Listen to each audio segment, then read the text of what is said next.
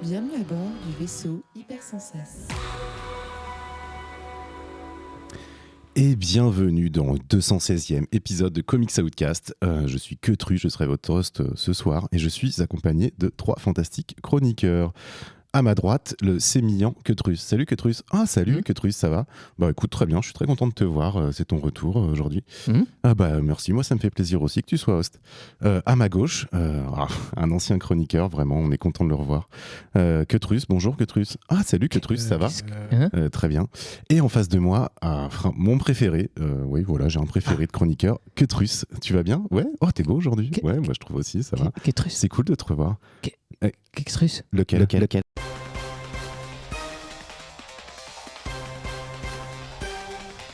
Bouya! Et bienvenue dans ce nouvel épisode de Comics Outcast, votre rendez-vous bimensuel sur l'actualité des comics et de la mauvaise foi, bien entendu. Je suis Queutrus, un seul, j'allais dire l'unique, mais c'est encore plus égocentrique. On m'a forcé à faire cette blague d'intro pour, entre guillemets, un retour. Ça fait longtemps que j'étais pas là, je suis très content d'être là. Et c'est réciproque. Bah écoute, c'est très gentil, merci. Et du coup, j'aurai l'honneur de vous guider tout au long de cette émission. Et pour m'accompagner, j'aurai autour de moi des fantastiques chroniqueurs, certes, mais pas des doppelgangers de moi, faut pas déconner. Et voilà, sinon ça s'appellerait Queutrus Outcast. Pourquoi pas, remarque, ça c'est une idée. Du coup, vraiment à ma droite, Regen. Bonjour Regen, comment ça va? Bonjour, bonsoir. Écoute, ça va bien et toi? Bah, très bien, je suis très content d'être là. D'ailleurs, là, c'est où? On est au studio du 7, qui est notre nouveau studio d'enregistrement, le studio d'enregistrement de la Bonne Auberge. Si vous ne connaissez pas la Bonne Auberge, je vous invite à aller voir sur Internet, ils sont un peu partout. C'est du jeu de rôle sur Twitch, etc.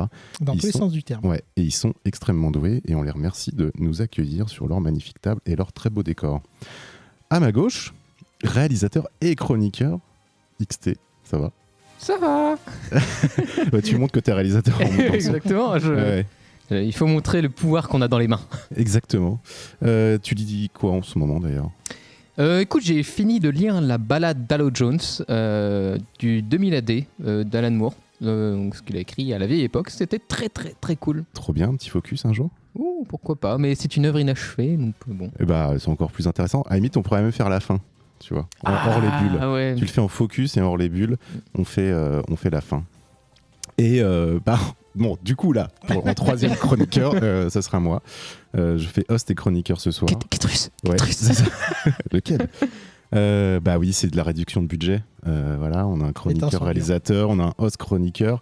Vous savez pourquoi? C'est parce que vous ne donnez pas assez d'argent au Patreon, mais on en reparlera bientôt. Bah oui, je suis revenu, je vais un peu serrer les boulons parce que je trouve qu'il y a eu un peu de laisser-aller Mettre les points sur à ce niveau-là et c'est très important. Donc, comment ça se déroule Comics Outcast? C'est pas très compliqué. Il y a 3 parties d'émission. La première partie, c'est les revues, où chacun d'entre nous aura lu les 3 premières issues d'un comics de notre choix, et on le chroniquera rapidement, et après on en débattra. En deuxième partie d'émission, on aura le focus, où on revient en fait sur une œuvre souvent complète, mais qui peuvent être inachevées, comme l'a dit XT tout à l'heure. Et en troisième partie, on a le hors-le-bulle. Alors le hors-les-bulles, c'est tout ce qui concerne les comics, mais en dehors du format papier. Donc ça peut être des films, des séries, des expositions, des documentaires, etc.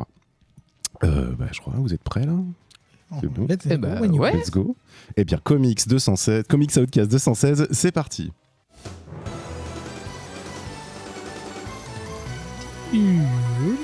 C'est dur la reprise, hein.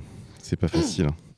On bute sur les mots qu'on n'a pas écrits dans notre conducteur et tout. C'est un peu le bordel. On est content de voir ses petits camarades de classe. Oui, j'allais pas revenir et écrire tout non plus, faut pas déconner. Hein. Donc on va commencer les reviews. Comme je l'ai dit tout à l'heure, on lit tous les 3 premières issues d'un comics que chaque chroniqueur ou chroniqueuse a choisi et on en débat après. Et on va commencer par Regen qui va nous parler d'Immortal Thor chez Marvel Studios, sorti en août 2023. C'est un ongoing, j'imagine. Il y en a 4 qui sont sortis. Écrit par Al Ewing, dessiné par Martin Coccolo et mise en couleur par Matthew Wilson. Qu'est-ce que tu peux nous en dire, Regen? Qu'est-ce que je peux vous en dire? Eh bien, que la roue tourne. La roue tourne et va tourner, même, j'ai envie de vous dire. Parfait, deuxième revue. Ça, c'est fait. Écoutez, on se place dans une situation où donc Thor est père de tout. qui est un peu le titre de roi d'Asgard, où Loki est roi de Jotunheim et dieu des histoires, clin d'œil pour ceux qui l'auront, barde de tous les royaumes, et le pont arc-en-ciel est détruit. Voilà pour le petit setup de où on en est quand on arrive dans la série. C'est expliqué, enfin c'est présenté, donc il n'y a pas besoin de savoir comment on en est arrivé là, mais bon, néanmoins. Et comme souvent, quand tout va bien, les géants des glaces décident d'attaquer. Classico-classique, hein. J'ai envie de dire qu'ils ont que ça à faire de leur journée. Avec Skymir qui est à leur tête et qui décide d'attaquer le royaume doré pour une énième tentative d'invasion.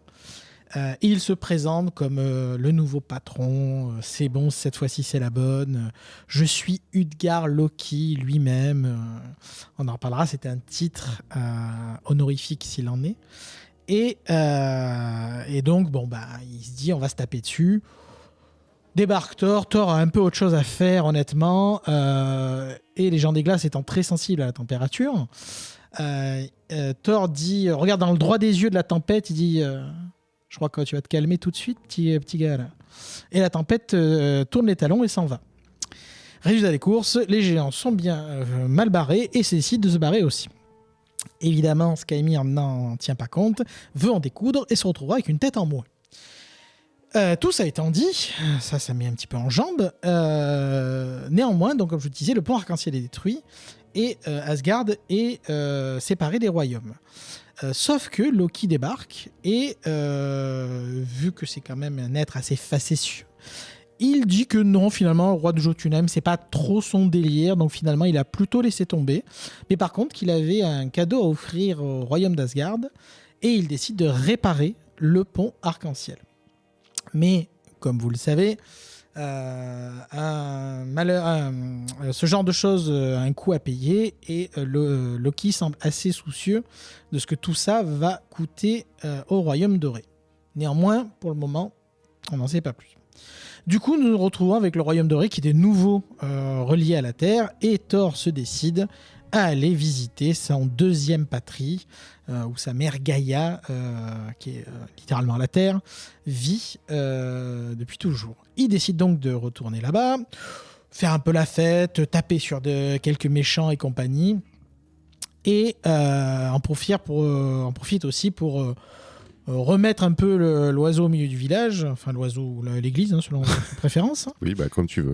Et après avoir remis donc en place quelques malfrats et rappelé que la tolérance est une valeur cardinale, s'il en est, une menace se présente à lui sous la forme de Thoranos, qui lui, par contre, pour le coup, est Utgard Thor. Ce qui est donc l'arc. Comment tu dis Utgard Thor. Utgard. Ah ouais, donc ça sonne un peu ch'ti, je trouve. Toi, tu le dis comment Utgard. Utgard, ouais. Utgard, bon, Ouais. monsieur. Je vais faire une petite aparté sur Utgard, justement, ce fameux terme qui revient déjà 2 fois. À la base, ça fait référence à une légende norvégienne autour des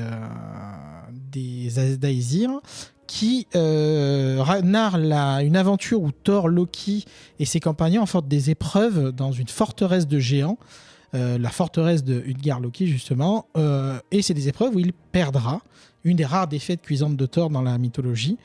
Et ce royaume est effectivement une référence, à la base dans les récits, c'est cette référence à ça. Dans les comics, pour information, ça fait plutôt référence au royaume qui n'est pas un royaume, au royaume au-dessus des royaumes et des anciens dieux qui y siègent. C'est beaucoup dire pour dire anti-Thor. Alors, pas du tout, justement. Shadow Sonic. Je vais y venir tout de suite, ce n'est pas du tout le sujet. En fait, pour ceux qui ont un peu de background de Thor, mais c'est expliqué après dans la série, Thor vit et les dieux nordiques vivent dans un cycle de Ragnarok. Donc, à chaque cycle, le monde est détruit et reconstruit. Et cette énergie sert à alimenter des déités qui vivent au-dessus de ce monde et qui sont donc les Utgard Loki, les Utgard Thor, etc. Donc c'est ces figures-là dans l'ombre qu'il a déjà rencontrées. Thor les a déjà rencontrées lors d'un des cycles, quand il a cassé le cycle justement de Renaissance.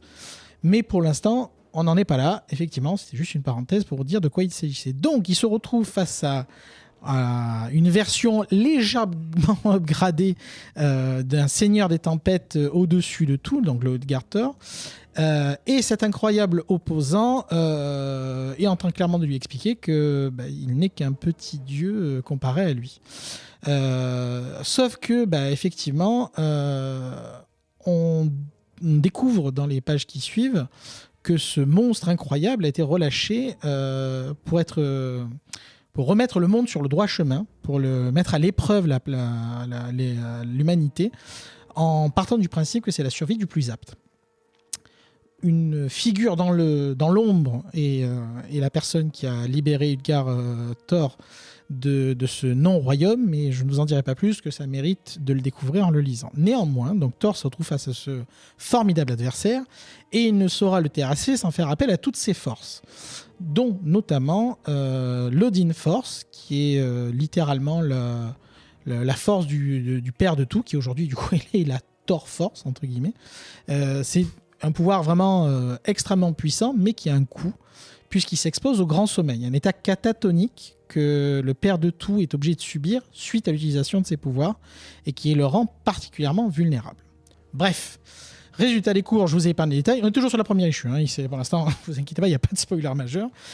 Bagarre, clairement, même avec la force, Thor, il se fait clairement dépasser, donc il décide en dernier recours d'ouvrir un portail comme le permet de le faire Mjolnir et de balancer Utgard Thor à l'autre bout de l'univers, littéralement, espérant gagner un petit peu de temps, parce que l'univers c'est quand même relativement grand, même pour des déités de ce poids-là.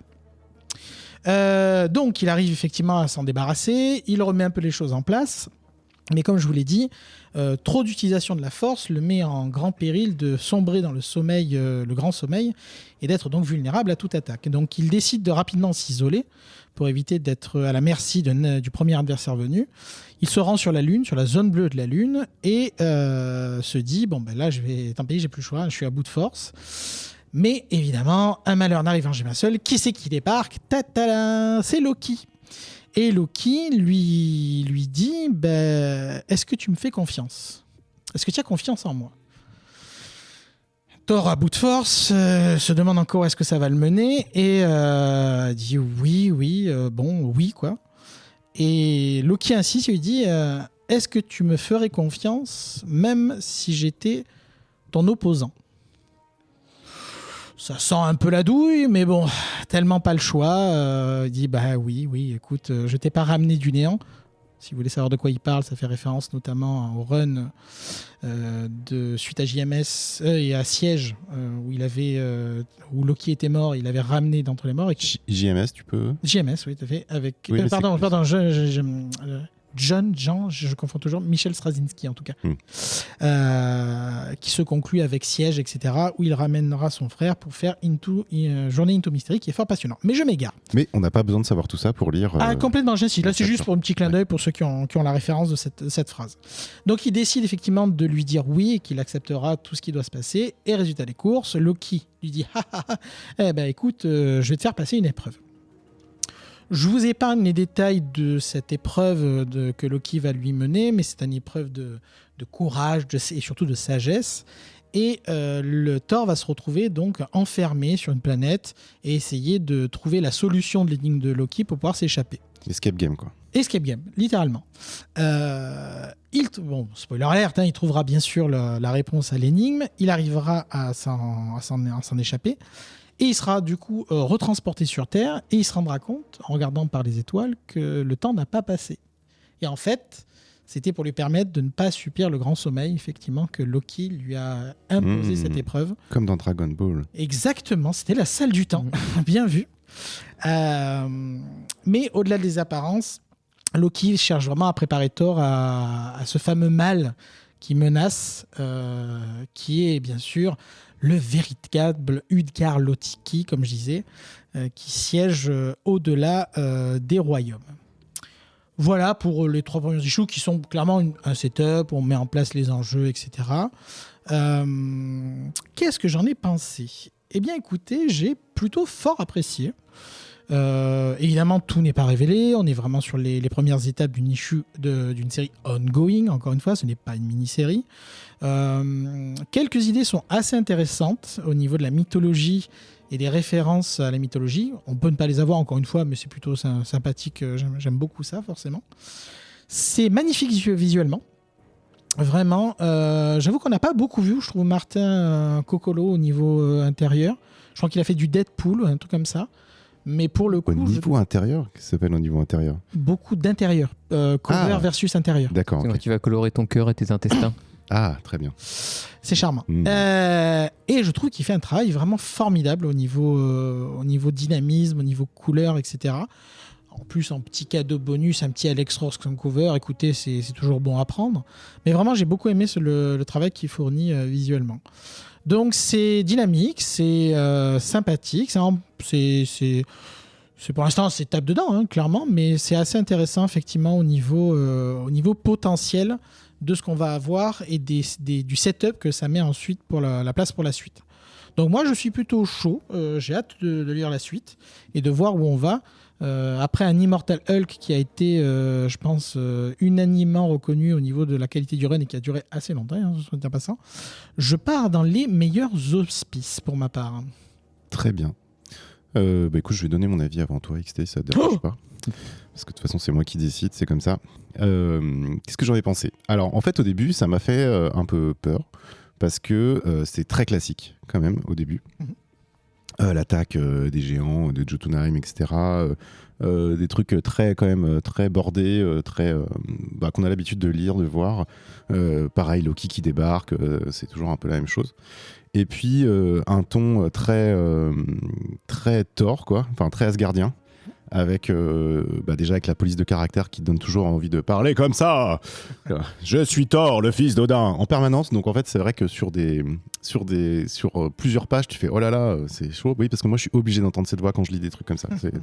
Alors que moi, j'entends le bruit d'une petite souris qui parle. Hein. Bonjour, je suis Thor. C'est ça. Donc un peu au début, tu te dis bon ok, donc pourquoi refaire encore un Thor comme ça? En plus, le coup des Utgard, tu te dis bon ok, des antagonistes, pareil sur un schéma quand même assez classique et assez facile. Et en fait, j'ai adoré parce que je trouve que ça marche super bien, que c'est vraiment du Thor, du Asgard, du Thor Loki comme on aime. Presque un peu old school, j'ai envie de dire. La dynamique marche bien, effectivement. Ouais. La dynamique marche bien, c'est ultra épique, ils sont tous ultra puissants. Effectivement, moi j'ai pas lu les trucs avant, mais on a un Thor qui est à son niveau le plus élevé en fait. Donc en fait c'est assez kiffant, c'est très... c'est ça, j'ai pas le mot. C'est très excitant. Divertissant, c'est ça.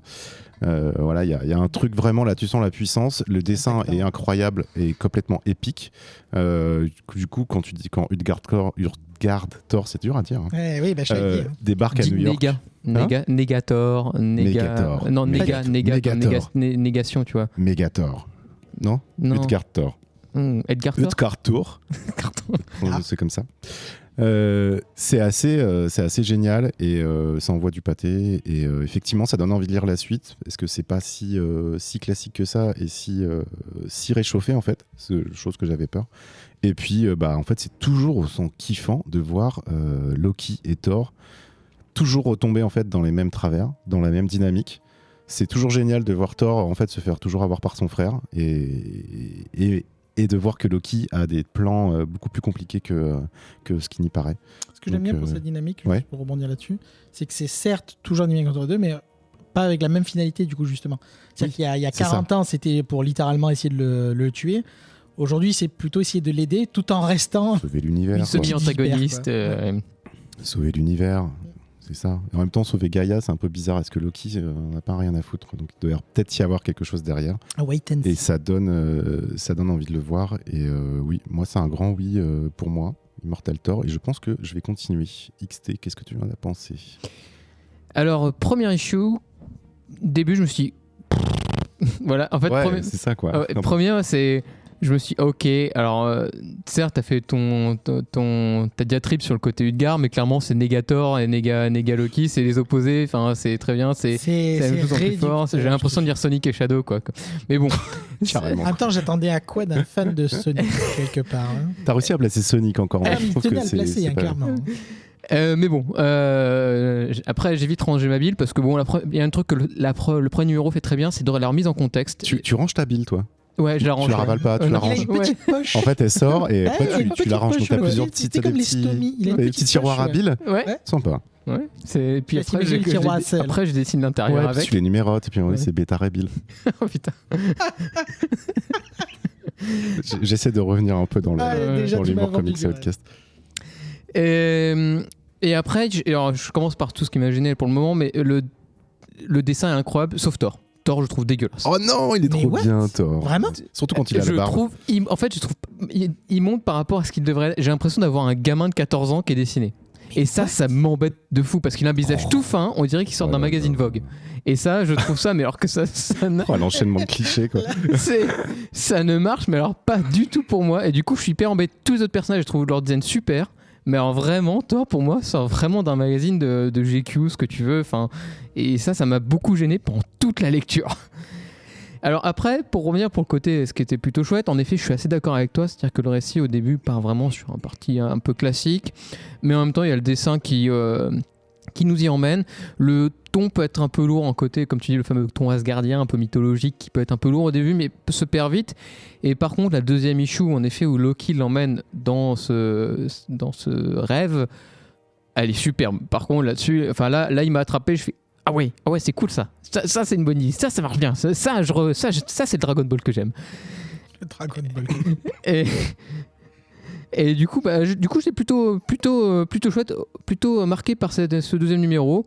Le troisième, bon, continue sur ça, mais je dois reconnaître que pour l'instant, les antagonistes, c'est pas ce qui me séduit le plus. J'espère plus voir la dynamique entre personnages principaux que les antagonistes qui. Alors moi, pour coup, le côté Negator et machin, c'est trop ça pour moi en fait, pour le moment. À moins qu'ils vont peut-être trouver un autre truc. Et j'ai un petit problème avec Alewing, c'est que je trouve qu'il fait souvent des bons débuts, mais des mauvaises fins. En tout cas, pas des mauvaises fins, mais des fins en tiède. Moi, Immortal Thor, la fin, j'ai trouvé ça chiant à crever en fait. C'est super intéressant. Tu as la fin d'Immortal Thor, mais bon. Mais les couleurs. je trouvais que ça part souvent fouillis en fait avec Alewing, mais bon, c'est pareil sur ce qu'il avait fait chez X-Men dans le run. Mais bon, après, c'est personnel. Et puis après, le petit teasing de la troisième issue parle à mon petit cœur personnel. Il y a quelque chose qui a fait boum boum dans mon cœur à la dernière page. J'ai fait ah. Tu as donc un cœur. Oui. Qui l'eût cru hein. Parce que la bile, on le savait, mais. Ouais, ça, c'est sûr, ouais. Et il paraît que j'en ai Et un. du coup, mais parle-nous un peu de tes émotions. Qu'est-ce qui t'est arrivé? Tout à l'heure, j'ai mangé. Non, je veux dire en lisant la troisième issue. Ah pardon, je voulais parler de mon Non, sandwich que j'ai mangé. Non, les gens s'en foutent en fait. Ah pardon. Ouais. Du coup, c'était plutôt positif. Hein, on restera là-dessus. Et puis pourquoi pas lire la suite. J'espère juste un truc cadré, mais vu que c'est une ongoing, on verra où ça ira quoi. Donc plutôt positif quoi. De toute façon, j'irai où tu iras quoi. Oh, j'aime quand tu me dis ça. Regan, tu veux un mot de la fin ou... Non, écoutez, ça fait plaisir de voir un Thor plutôt bien écrit. Est-ce que, bon, ça rentre en état, il y a eu des problèmes avec Kate, qui malheureusement a eu des soucis personnels qui fait qu'il a un peu écourté son run, qui était plutôt pourtant très sympathique. Donc ça fait plaisir de revoir Thor revenir au devant de la scène et en espérant que Kate, lui, de son côté, se remette très vite. Donny Cates, Donny Cates, excusez-moi. un scénariste. Oui, qui était le scénariste précédent, mais qui a eu des gros soucis de santé. Très bien. Eh ben merci. J'ai l'impression que c'est 3 oui, en tout cas, pour cet Immortal Thor. On va passer à la deuxième review, par moi, du coup. Merci, Ketrus. Me, Ketrus Son, who I am the host. Eh bien, on va parler de Blue Book, sorti chez Dark Horse en février 2023, une mini-série en 5 qui est finie du coup, écrite par James Tynion 4, dessinée par Michael Evan Oming, je ne sais pas trop comment on prononce, et Wyoming, c'est O-E-M-I-N-G si vous voulez chercher, et mise en couleur par Aditya Bidikar. Juste une toute petite note, si je ne dis pas de bêtises, je crois qu'un deuxième volume a été initié. D'accord, ça si je ne savais pas. Ouais, c'est possible, ouais. J'imagine sur le même principe que je vais vous expliquer.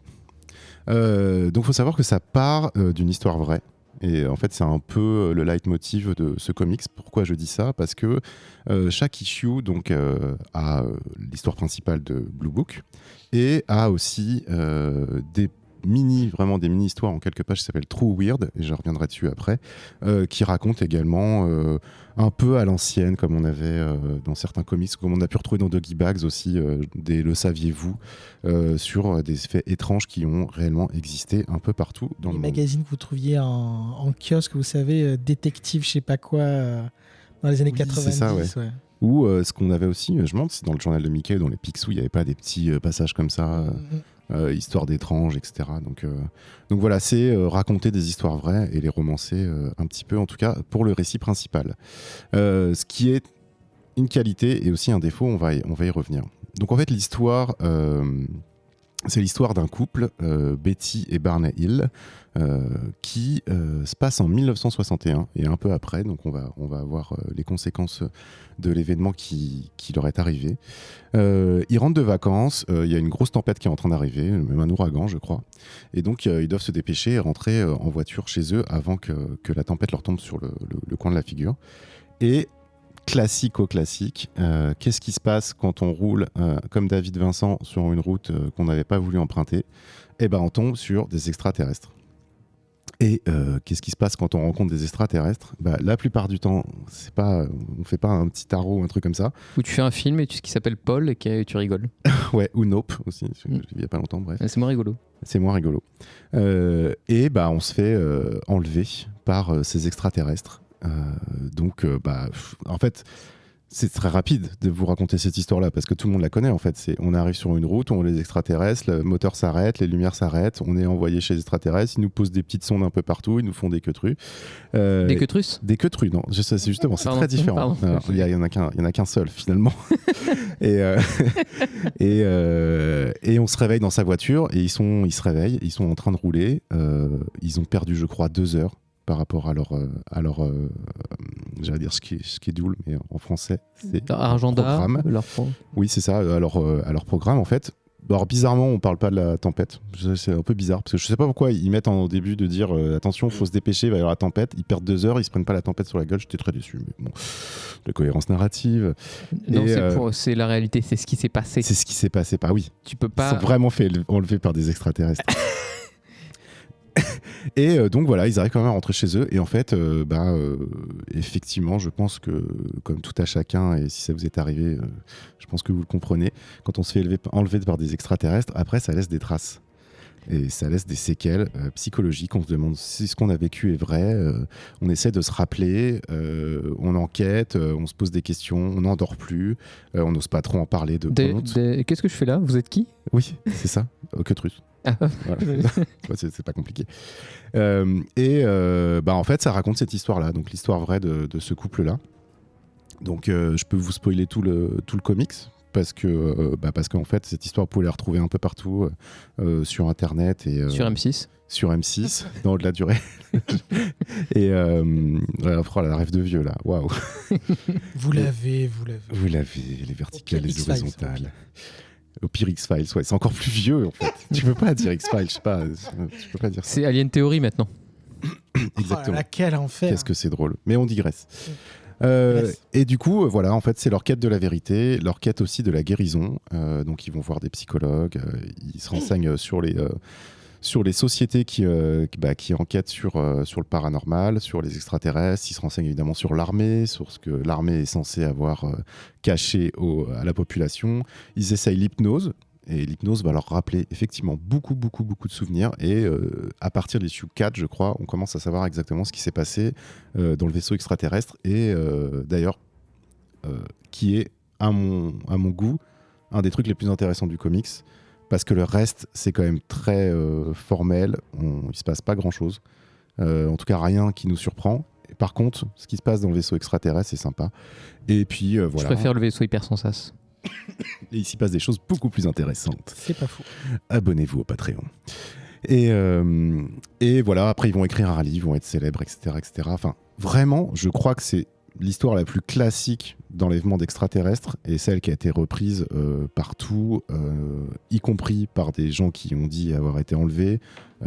C'est vraiment, c'est ça, c'est l'archétype de l'abduction par les extraterrestres. Au-delà de l'archétype, de ce que j'en comprends moi-même, c'est même un des récits fondateurs, en fait, Oui, qui va générer cette C'est vague ça. Ouais. qu'on aura avec la zone 51, etc. C'est un des récits qui a servi à alimenter toute la paranoïa qu'il y a eu avant. ouais, exactement. Puis alors, là, on a vraiment tout. Hein. C'est les petits hommes gris, c'est la soucoupe volante circulaire, ouais, vraiment la soucoupe, quoi.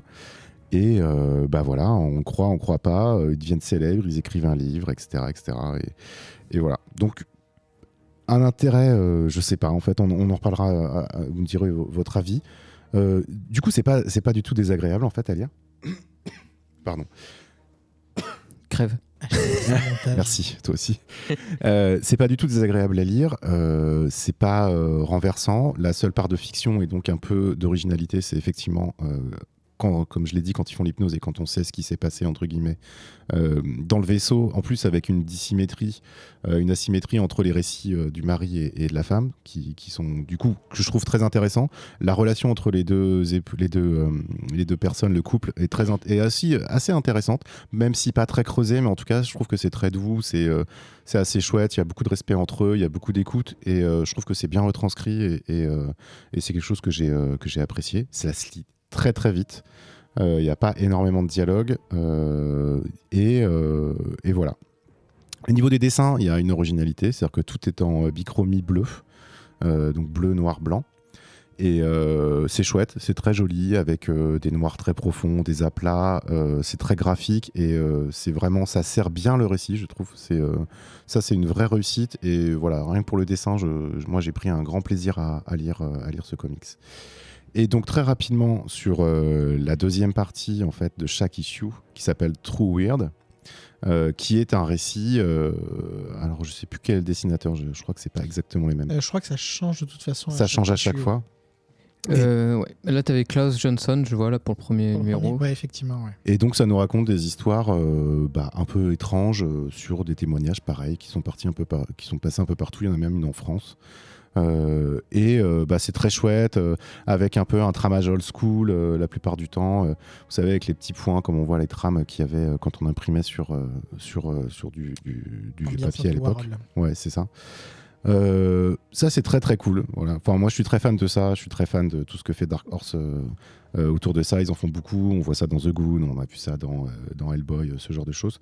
Voilà, un peu de l'étrange et des anecdotes. Et voilà. Pour une fois, je lis les récits secondaires. Souvent, je le fais pas et je lis que les récits principaux.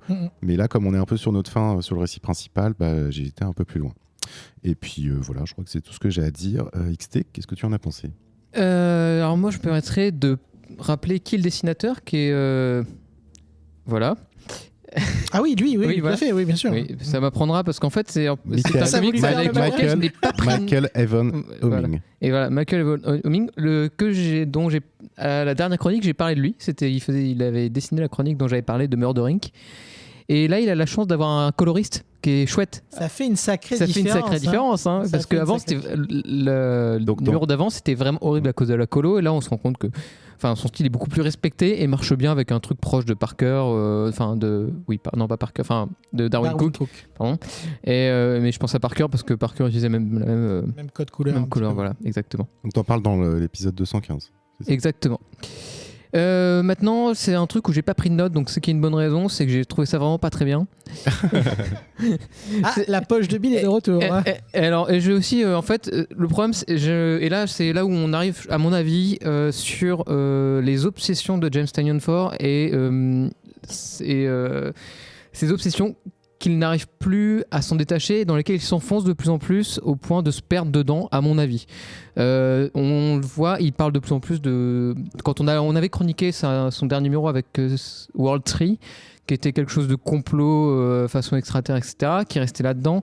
On a Department of Truth, qui est quelque chose sur le complot mondial, etc., sur ces genres de choses qui sont les trucs cachés de la société, quoi. Et alors, il va là-dedans à tout le temps. Hashtag on nous dit pas tout, quoi. Exactement. Et je trouve qu'il plonge presque à la racine de ses obsessions avec quelque chose comme ça, mais le problème, c'est qu'il n'en fait pas grand-chose. Comme tu dis, c'est juste une histoire qu'il va nous conter, qu'on connaît tous très bien. Ils n'ont fait aucun suspense. C'est juste plutôt bien mis en image. Et ça, c'est le côté positif, c'est que c'est plutôt bien mis en image.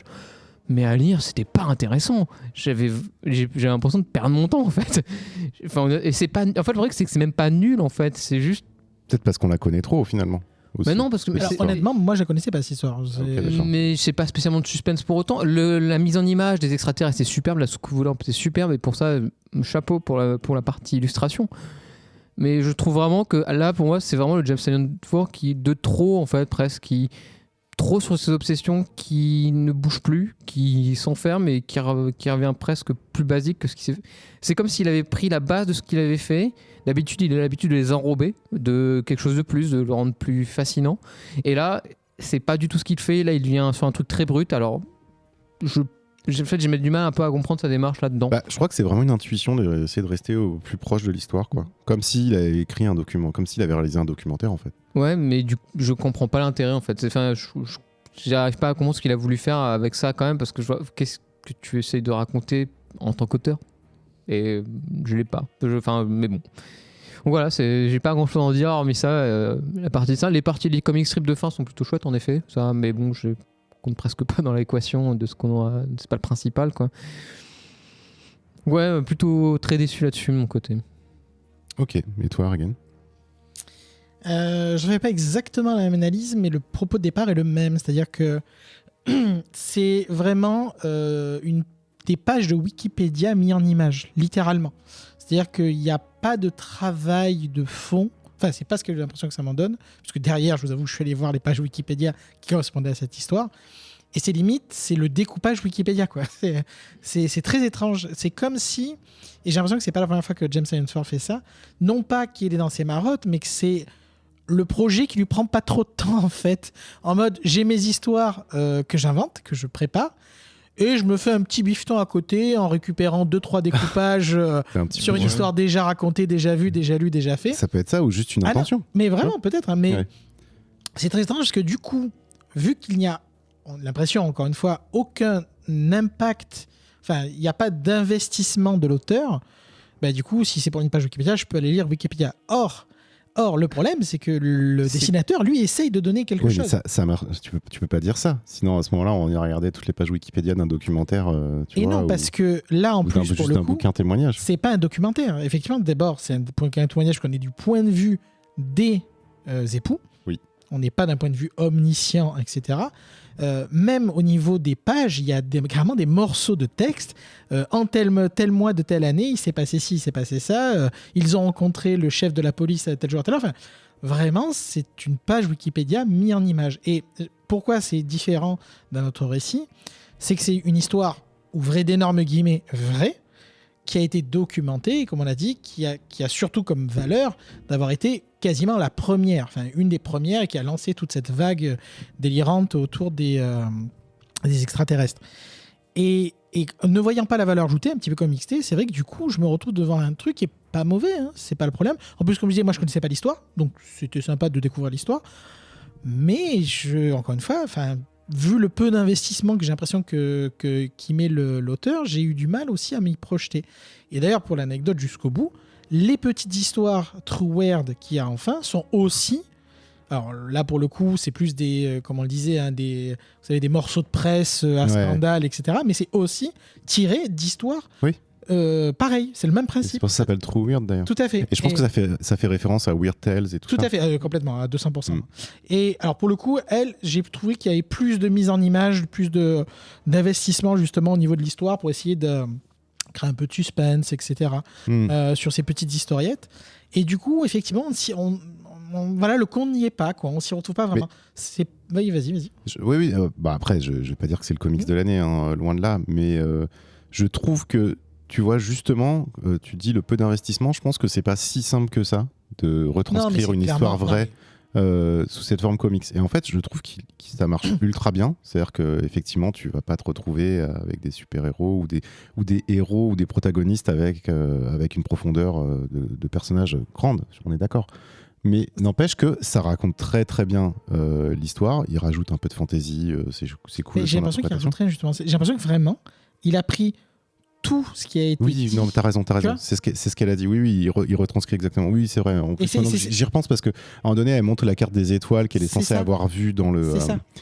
comment ça s'appelle, Dans le vaisseau. dans le vaisseau spatial. Et effectivement, c'est un truc que je me rappelle parce qu'il parle dans le comics, dans l'histoire, d'une émission française. Donc c'était pas Temps X, c'était l'autre. Oui, Fait avec Bogdanov, l'astronaute qui non était pas. Non, c'était pas avec Bogdanov et c'était avec je vais pas Alphan. la voir, mais Alphan, vous je l'avez sais chez vous. Bref. Vous Encore êtes une aussi référence vieux vieux, de que toute moi. Vous avez regardé ça à la télé. Et du coup, je me rappelle de cette carte des étoiles, en fait. Et ça m'a marqué. Et bref, Moi, je connaissais la carte au trésor sur à la télé, mais Ça, c'est fait. Et donc, ouais, c'est étrange parce que Merci. pour le coup, comme on le disait, Wyoming ne démérite vraiment pas. non, il fait vraiment un super taf. Mais voilà, c'est difficile, tu vois, de dire allez-y, foncez. alors, je On pense reste que sur sa fin. je pense que si t'es un peu fan de ce genre Ah, d'histoire-là, oui, par par contre, Oui, c'est oui, vraiment un complètement. très bel ouvrage. Et je veux dire, c'est 5 issues, ça se lit très vite. Bah, en fait, Et- même pas pour moi, mais bon, je suis Bah, pas trop d'accord parce que tu auras beaucoup plus dans des justement documentaires avec des documents plus officiels, plus intéressants, plus Mais ça dépend ce que plus tu conformes recherches. en réalité. Là, Ça dépend ce que tu recherches. Là, tu as quand même le Tu point vois. de vue des protagonistes, donc ça donne une saveur au moins un petit peu différente qu'un Ouais. documentaire objectif. Ça Je sais pas. dépend vraiment ce que tu recherches dans ce genre d'histoire. Ça se trouve, tu vois, tu recherches pas la véracité et les faits très précis, tu cherches Ah, juste bien à ce sûr, qu'on te oui, non, bien raconte sûr. une petite histoire, tu vois. mais ouais, justement, ceux qui vont chercher des histoires, qui veulent chercher des histoires plus marrantes, en fait, iront ailleurs que là. Enfin, pour En moi, tout cas, les c'est- complotistes, mais n'hésitez pas, bien sûr. Oui, bien sûr, les complotistes. Regardez Alien Theory sur Netflix, c'est à mourir de rire. Et voilà, bon, bon. RMC Découverte à l'époque. à l'époque, il n'y a pas si longtemps que ça. Allez. Ouais, bah, attends, j'y ai travaillé, alors je sais ce que c'est. Oh voilà, c'est comme tu nous fais son CV, quoi. Très bien, bon, donc un avis plutôt mitigé, sympa mais pas top, comme dans C'est les ça. nuls. Et voilà, c'était Blue Book. On va passer à la troisième. Merci Quetrus. Mais je t'en prie. Merci, Kétrus. Merci que Tru. Quetrus. On va passer à la troisième revue par XT. Bird of Prey, donc premier du nom. Enfin, premier issue de ce nouveau départ de Bird of Prey, etc. Donc chez DC Comics, c'est sorti en septembre 2023. C'est un ongoing, il y a déjà 3 issues de sortie. Écrit par Kelly Thompson, dessiné par Leonardo Romero et mise en couleur par Mathéus Non. Lopez. Jordi Belair. Jordi Belair, j'ai pas le bon truc. Yep, c'est Jordi Belair. Et c'est peut-être hyper important pour le coup. Ah bah, Pour voilà, une bah, tu fois. vois, voilà, c'est la reprise ça. Tu vois, Ouais. c'est le claquage et tout, quoi. Oui. Bah, allez, vas-y, qu'est-ce que tu peux nous en dire? Alors, laissez-moi d'abord vous conter la jeunesse de cette review. Oula, Et ensuite, nous partirons sur la review elle-même. je crains le pire. Vas-y. Un beau samedi matin, lors de notre visite hebdomadaire avec Ragan et tous les amis, nous traversions l'antre de la perte de notre porte-monnaie et de nos comptes en banque, quand soudain, un certain, pour ne pas nommer Toff, m'a dit « Si tu chroniques pas ça, c'est ta cam, si tu le fais pas, je te bute ». Évidemment, vous comprenez qu'il Ouais. partit bien de son tir Patreon Ouais. quand il parlait « je te bute », pas de ma vie, il n'est pas comme ça non plus. Mais ni une ni deux, j'ai cédé à la menace. Immédiatement, le numéro 3 est sorti, j'ai fait hop, hop, hop, je prends aussi. Parce que, en effet, c'est à la gueule, c'est plutôt ma cam.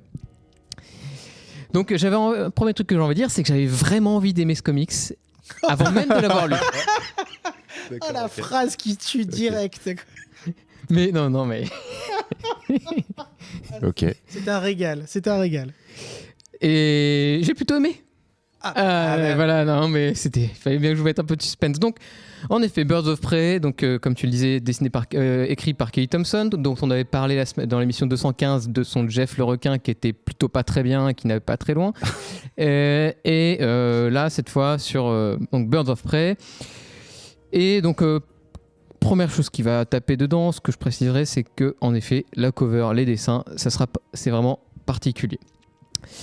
Donc on démarre avec quoi? On démarre avec Black Canary, aux côtés de Green Arrow, dans le pieu, qui fait faut que je monte une équipe, tout le monde sauf Barbara Gordon, parce que elle, non, il faut pas elle. Et qu'est-ce qu'il faut faire? Et en fait, on comprend vite fait qu'en fait, la sœur de Black Canary, Sin, a été capturée, ou il y a un truc qui va pas, qui amènerait la fin du monde. Un truc un peu C'est à peu près expliqué Ouais. comme voilà, ça, honnêtement. c'est ça. un peu flou au départ, quoi. Ouais. C'est un peu ta gueule, faut faire l'aventure. Moi, je pense que je dirais ça aussi, tu vois. Ah non, Faut mais sauver vraiment, ma sœur, sinon c'est la fin du monde, tu vois. Ouais. Ouais. Ouais. Donc le premier numéro va donc être concrètement faire à la construction de l'équipe façon Ocean Eleven ou tous les films 7 mercenaires, tout ce que Mission vous pouvez... Impossible des origines. Voilà. Donc qui avons-nous dans cette équipe? Nous avons Cassandra Cain. Oui, et là le costume que j'adore au passage. On a Big Barda, et Big Barda c'est dans mon cœur. C'est assez étonnant, mais très C'est cool. étonnant très clairement hein, parce qu'on c'est pas le personnage c'est pas la qui a beaucoup de discrétion, oui, effectivement. c'est pas le personnage non plus qui a beaucoup de relations avec les autres personnages d'essai en l'occurrence, et là c'est intéressant de la ramener dans l'équation. On a Zelote / Zana et au tout départ elle est 3, c'est clairement viens m'aider, j'ai besoin d'aide. Ok, ni une ni deux, ça réfléchit pas, ça prend pas le temps de niaiser, on y va, c'est Soit dit en parti. passant, si vous savez pas qui est Zilote, c'est normal, hein, je te laisse continuer. Oui. Et puis il leur dit bon, il nous faudrait quand même une 4e personne dans l'équipe. Et puis t'as Cassandra Cain qui fait il nous faut Harley. Et l'autre a fait Harley, mais non, pas Harley, c'est pas possible.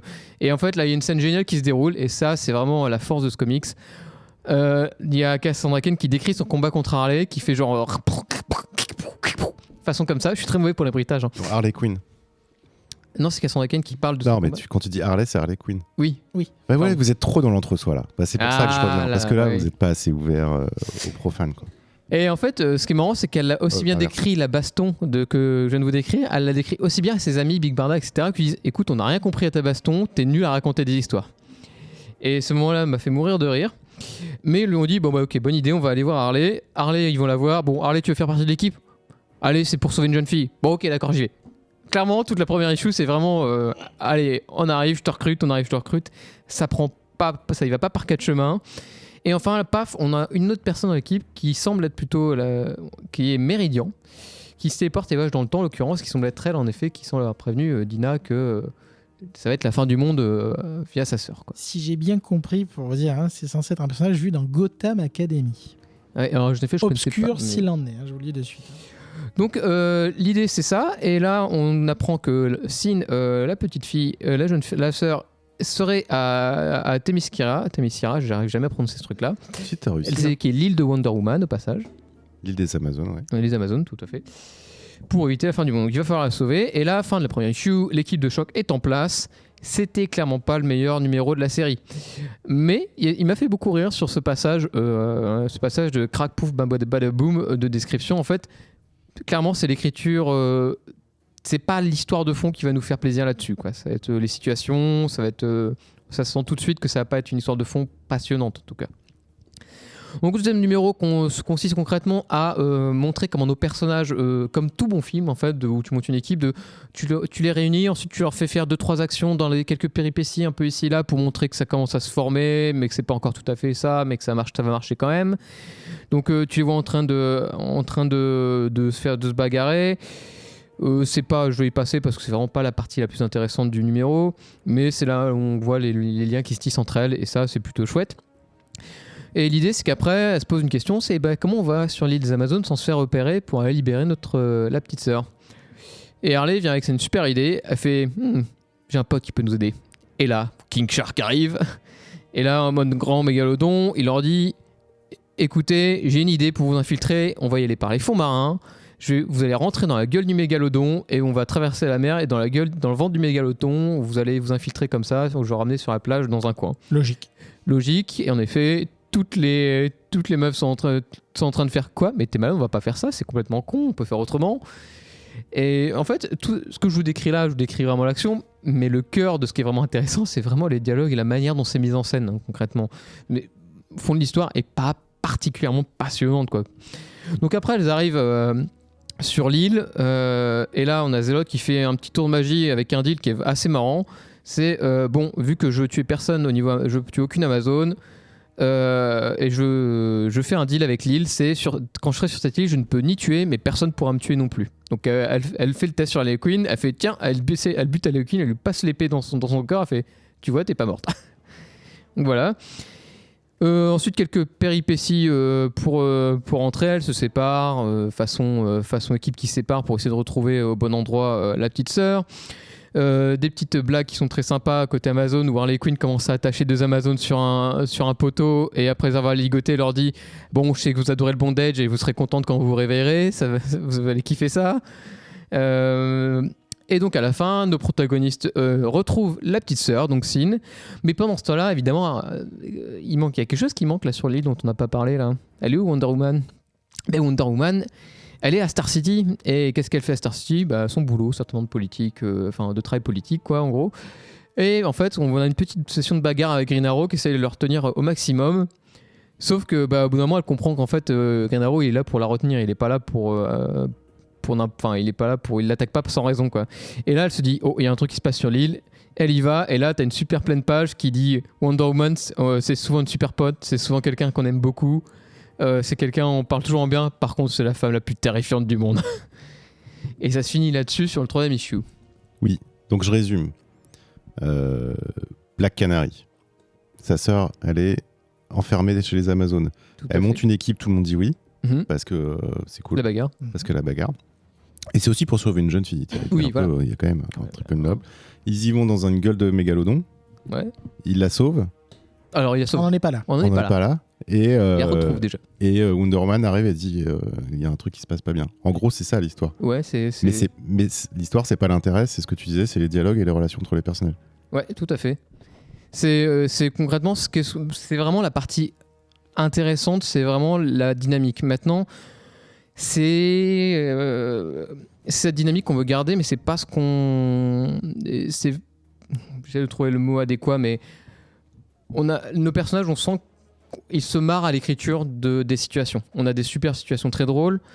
Mais le problème, c'est que j'ai peur on va retenir que ça et que ça ne durera pas dans le long terme. Donc je sais pas comment c'est prévu. Je crois que c'est une ongoing. Ouais, c'est justement ça. Toujours pareil, vous savez ce que ça veut dire dans Comics Souska, c'est que c'est théoriquement une ongoing, mais à tout moment, voilà. Ça peut couper ou pas. Mais bon, voilà. Et là, c'est le problème, c'est que je sais pas jusqu'à quand ça peut durer. J'espère que ça durera pas longtemps parce que le concept est sympa, mais ne durera pas 107 ans. Mais c'est quand même chouette. Maintenant, il y a un truc qui m'attrape, et pas un quetrus, qui m'attrape, c'est le côté graphique, c'est qu'en fait, j'arrive pas à m'en détacher, c'est que peu importe ce qui se passe, c'est-à-dire que même si ça aurait été nul à chier, j'aurais aimé quand même parce que c'est trop beau à mon goût, enfin c'est clairement ma came, c'est que le dessin est plutôt simple, on va dire, enfin il n'est pas extrêmement compliqué, c'est un petit côté, comment dire... BD old school, il faut voir employer les termes, c'est complètement assumé. Ouais, voilà, old school, mais ça reste une certaine modernité quand même. Et par contre, ce qu'il faut noter là-dessus, pour moi, c'est la colo. La colo, elle est incroyable. Je vois Reagan qui fait en train de plisser des dents, mais parce qu'il aime que dalle. Il aime rien, mais la colo est complètement incroyable. Juste pour rappeler, c'est Jordi Belair, donc elle a fait en l'occurrence Dark Knight Returns The Golden Child, et la seule chose qui valait quelque chose dedans c'était bien la colo. Elle a fait du Super Spider-Man, elle a fait elle a fait la moitié des comics qui sortent, clairement c'est impressionnant. Oui, mais elle a fait le Hellblazer de Spurrier, et en fait tout ça reste des comics avec des colos assez marqués en fait. C'est la nouvelle Dave Stewart, tu veux dire? Peut-être. Ouais, il y a de ça. Et en fait, du coup, ce mélange entre colo très d'époque, enfin ce faux trait d'époque et ces fausses couleurs d'époque rendent, enfin, j'arrive pas à détacher les yeux. Les compositions des images sont vraiment chouettes. Les expressions des personnages sont vraiment bien transcrites et ça marche très bien en fait. Moi, rien que pour ça, en fait, je suis complètement accroché. Gigos dit super élégant comme dessin sur le Discord et je trouve qu'il a raison en fait. Oui, c'est vrai. C'est ça, c'est élégant. Ouais. Mais après. Maintenant, voilà, c'est pas du Tom King Ah putain. C'est voilà. qui restera dans la mémoire et qui va nous travailler après sa lecture. Hein. Et tant mieux, donc c'est un compliment. Mais par contre, ça reste du bon divertissement. Ça reste chouette à ce niveau-là et voilà. Et ne serait-ce que pour le côté graphique, moi, j'en reveux quoi. J'ai rarement des œuvres graphiquement auxquelles je suis autant attaché et ça en fait partie. Ryan. Bon, vous l'avez compris, ça brille clairement pas par son originalité de scénario. Le pitch est léger, voire quand même très léger. Plus prétexte qu'autre chose, cousu de fil blanc s'il en est. Vraiment, ambiance ta gueule, c'est magique. J'ajouterai juste un truc sur l'intrigue, un élément de situation qui est important. Même si vous n'êtes pas obligé de le lire, c'est la situation entre les États-Unis et Themyscira. C'est compliqué. J'en dirai pas plus parce que je sais pas si vraiment ça sera détaillé dans le comics, mais c'est à lire dans le Wonder Woman de Tom King en l'occurrence. Oh là là, ne lisez pas. Véridique pour le coup. Hein. Mais Mais sorti, bref, en tout cas, sorti la- avant le Wonder Woman de Tom King. Oh là là, le lisez pas. Non, en Bah- fait, c'est en parallèle en fait pour la deuxième la Il- fin de la première issue. Ce qu'il me dit, c'est en fait ce qui se passe dans le Tom King impacte directement la série Birds of Prey. Bref, tu es pas obligé de le lire, c'est juste. Non, mais tu dis beaucoup de fois ce nom, quoi. Et encore, c'est pas fini. Heureusement, on dit pas Tom Taylor, donc ça va. Ça reste efficace, hein, bien sûr, il n'y a pas de souci pour ça. La team atypique se donne quelques interactions, comme tu le disais, un peu sympa, des dialogues savoureux, j'ai envie de dire. Mais ça reste quand même, j'avoue, pour mon goût, un petit peu léger. Il y a notamment un effet, c'est que autant vous n'êtes pas obligé de lire peut-être le Wonder Woman de Tom King, autant il y a quand même beaucoup de personnages, de références. Zilote, autant vous dire que il faut savoir qui c'est parce que clairement c'est un personnage On fout, hein, après. ah oui et non, parce qu'encore une fois elle a des capacités spéciales. Pour qu'est-ce qu'elle fout là, pourquoi elle a été recrutée, quels sont ses enjeux à elle.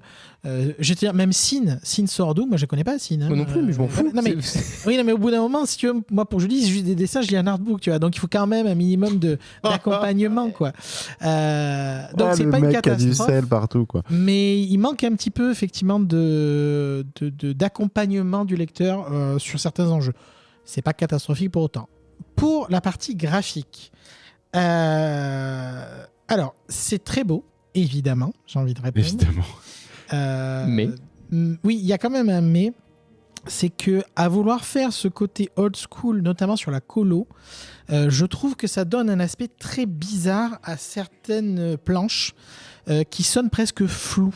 En fait, sur les traits des personnages, il y a des liserés jaunes notamment qui donnent une impression très étrange, très... la page n'est pas floue bien sûr, mais cette trame que ça lui donne, c'est assez particulier. Alors, ça ne cache pas le dessin, évidemment. Surtout qu'il y a quelques idées de mise en page, d'ailleurs, assez intéressantes au niveau des cases, au niveau de la dynamique, l'effet de Lucas. Enfin, tout y passe, hein, de toute façon. Mais du coup, ça m'a un peu gêné à la lecture, pour être tout à fait franc. Certains choix autour de la colo. Pas le côté old school, j'insiste, hein, ça, il n'y a pas de problème. Mais comme je vous dis, ça donne des planches un peu, des fois... presque qui font mal aux yeux, entre guillemets. Donc, c'était assez bizarre comme choix. Qui Mais pour le font reste, mal aux c'est- yeux. Oui, vraiment, je t'assure, quand tu regardes ce genre de planche, bon là, vous n'avez pas les images, mais tu as entre la colo qui est très flashy et Donc c'est une vraiment... planche, du coup, ce que tu disais, l'effet Oui. de Lucas, c'est-à-dire que on voit le Oui. personnage dans plusieurs situations différentes, fait, dans la exact. même case, comme si... procédé fort voilà. utilisé, notamment et au sur lieu de Nightwing. diviser en petites cases, c'est dans l'espace Tout à qu'on fait. va lire l'action. C'est ça. Mais donc c'est plutôt beau, c'est plutôt... Voilà, on s'ennuie pas, enfin, c'est pas un mauvais comics. Est-ce que je vais continuer? Sans doute pas. Je suis Tu pas... lis tout, de toute façon. Bien sûr, oui.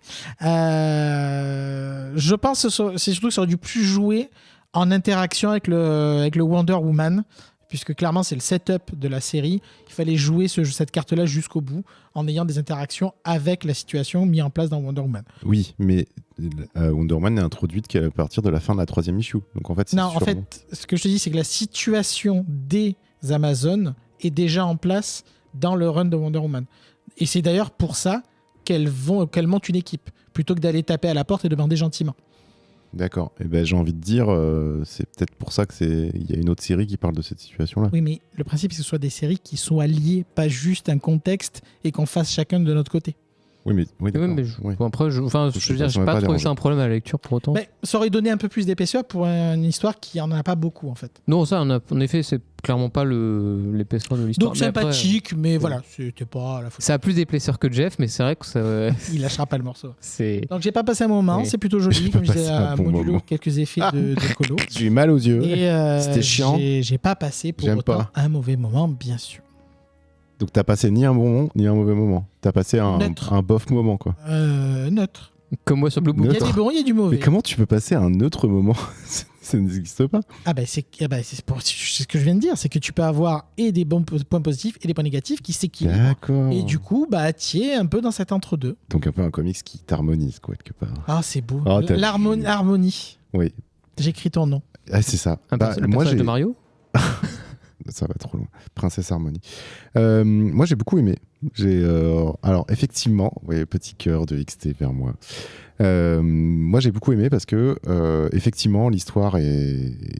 Enfin, en tout cas, la trame principale est pas très intéressante, mais on sent que c'est un ongoing. Et d'ailleurs, ongoing, ça veut dire qu'on ne sait pas la fin de la série, contrairement aux mini-séries ou aux séries, avec un nombre bien précis d'issues. Aussi apprécié quand même qu'on avait partie 1, partie 2, partie 3 sur les premiers numéros au passage. Oui, et puis il y a un nom de l'arc dont je me rappelle plus d'ailleurs. Megadeth. Megadeth. Ça d'ailleurs, ça m'a beaucoup plu. Tu m'étonnes. À écouter avec du Megadeth. À lire avec du Megadeth dans les oreilles. Et oui, moi j'ai trouvé ça très intéressant. Enfin, très intéressant. J'ai trouvé ça vraiment très plaisant parce qu'effectivement, l'histoire, c'est très classique. Et quand tu as cité Ocean 11 ou Ocean 12, etc., effectivement, on est un peu dans cette dynamique-là. Sans les gros twists et tout ça. Et en fait, tout l'intérêt réside dans la caractérisation des personnages et les dialogues.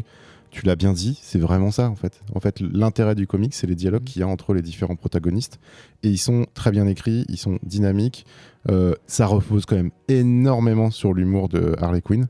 Pour le moment, oui. Ça... Ce qui est pas trop gênant finalement. Et Big Barda aussi, son côté un peu... peu con. Ouais, oui. Bah, un peu content, décalé en tout cas. Quoi. Ouais, ça, décalé. Brut de décoffrage, mais ça correspond un peu au personnage. Et je trouve que ça fonctionne très très bien. Et moi, j'ai pas eu besoin d'avoir une histoire hyper développée pour apprécier en fait la lecture du comics. En plus, je trouve que c'est très bien écrit, pas comme Tom King.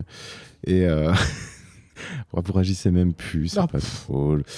Et effectivement, des graphismes vraiment, enfin des illustrations et une mise en couleur qui est assez fantastique. Tu sais, moi, j'ai pas de sel en moi. J'ai pas besoin de réagir à ça. Ouais, mais comme il en déverse plein l'autre à côté. Donc, ah oui, c'est ça. Ouais. Ouais, je suis bien entouré, super. Non, c'est super, voilà. Il y a un mec qui vomit et l'autre qui met du sel dessus. C'est dégueulasse. Donc voilà, est-ce que tu veux conclure? Tu veux rajouter quelque chose? Non, c'est bon. Voilà. Tu vas continuer? Ouais, je pense, au moins sur finir le premier arc. Et puis, finir le premier arc. Tu sais à peu près, c'est quoi de son? C'est 4-5 Je serais surpris qu'il fasse plus de 6 pour ça, ou quelque chose du genre, quand même. Ok. Bon, très bien. Surtout que ça va vite, l'action va vite, quoi, clairement. C'est pas... Donc plutôt un avis mitigé sur celui-là. C'était Bird of Prey chez DC Comics en ongoing. On a vu aussi Blue Book chez Dark Horse qui est fini, mini-série en 5. Et Immortal Thor ongoing aussi chez Marvel Studios.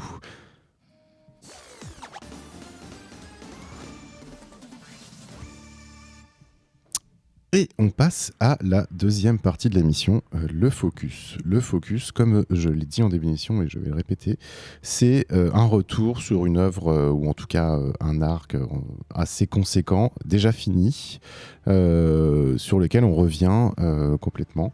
Donc souvent, ça nécessite... Alors là, on ne lit pas que les 3 premières issues. Normalement, on lit tout le focus, au moins une partie de l'œuvre déjà publiée, en fonction du nombre d'issues, parce que des fois, ça peut être assez énorme. Et aujourd'hui, le focus, ça va être le Silver Surfer de Dan Slott à l'écriture et Mike Allred au dessin, qui est sorti en 2016 chez Marvel Studios. Qui de vous deux veut démarrer? XT, vas-y. Alors... Silver Surfer, Dan Slott, je vais rappeler aussi la partie pratique, disponible aujourd'hui en omnibus chez Panini, auquel vous aurez accès à l'ensemble du run. Donc c'est une œuvre sortie en 2014, prolongée en 2016, enfin c'est 2 séries mais l'une après l'autre, enfin l'une est la suite de l'autre direct. Écrit par Dan Slott et dessiné par Michael Allred. Dan Slott qu'on aura déjà retrouvé chez Super Spider-Man dans ses grands moments.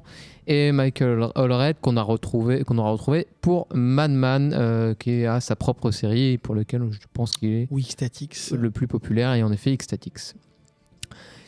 Alors, de quoi ça nous parle pour partir au moins sur un point de départ? On est sur donc, le Silver Surfer, a.k.a. Norinrad, héros de Galactus, qui se voit dans ses aventures plus ou moins à devoir défendre l'Impéricon suite à une intervention de Z l'Incrédule, et qui déjà, ne serait-ce que ce nom, est un début du ton du reste du run, prêt à défendre donc cet Impéricon, cette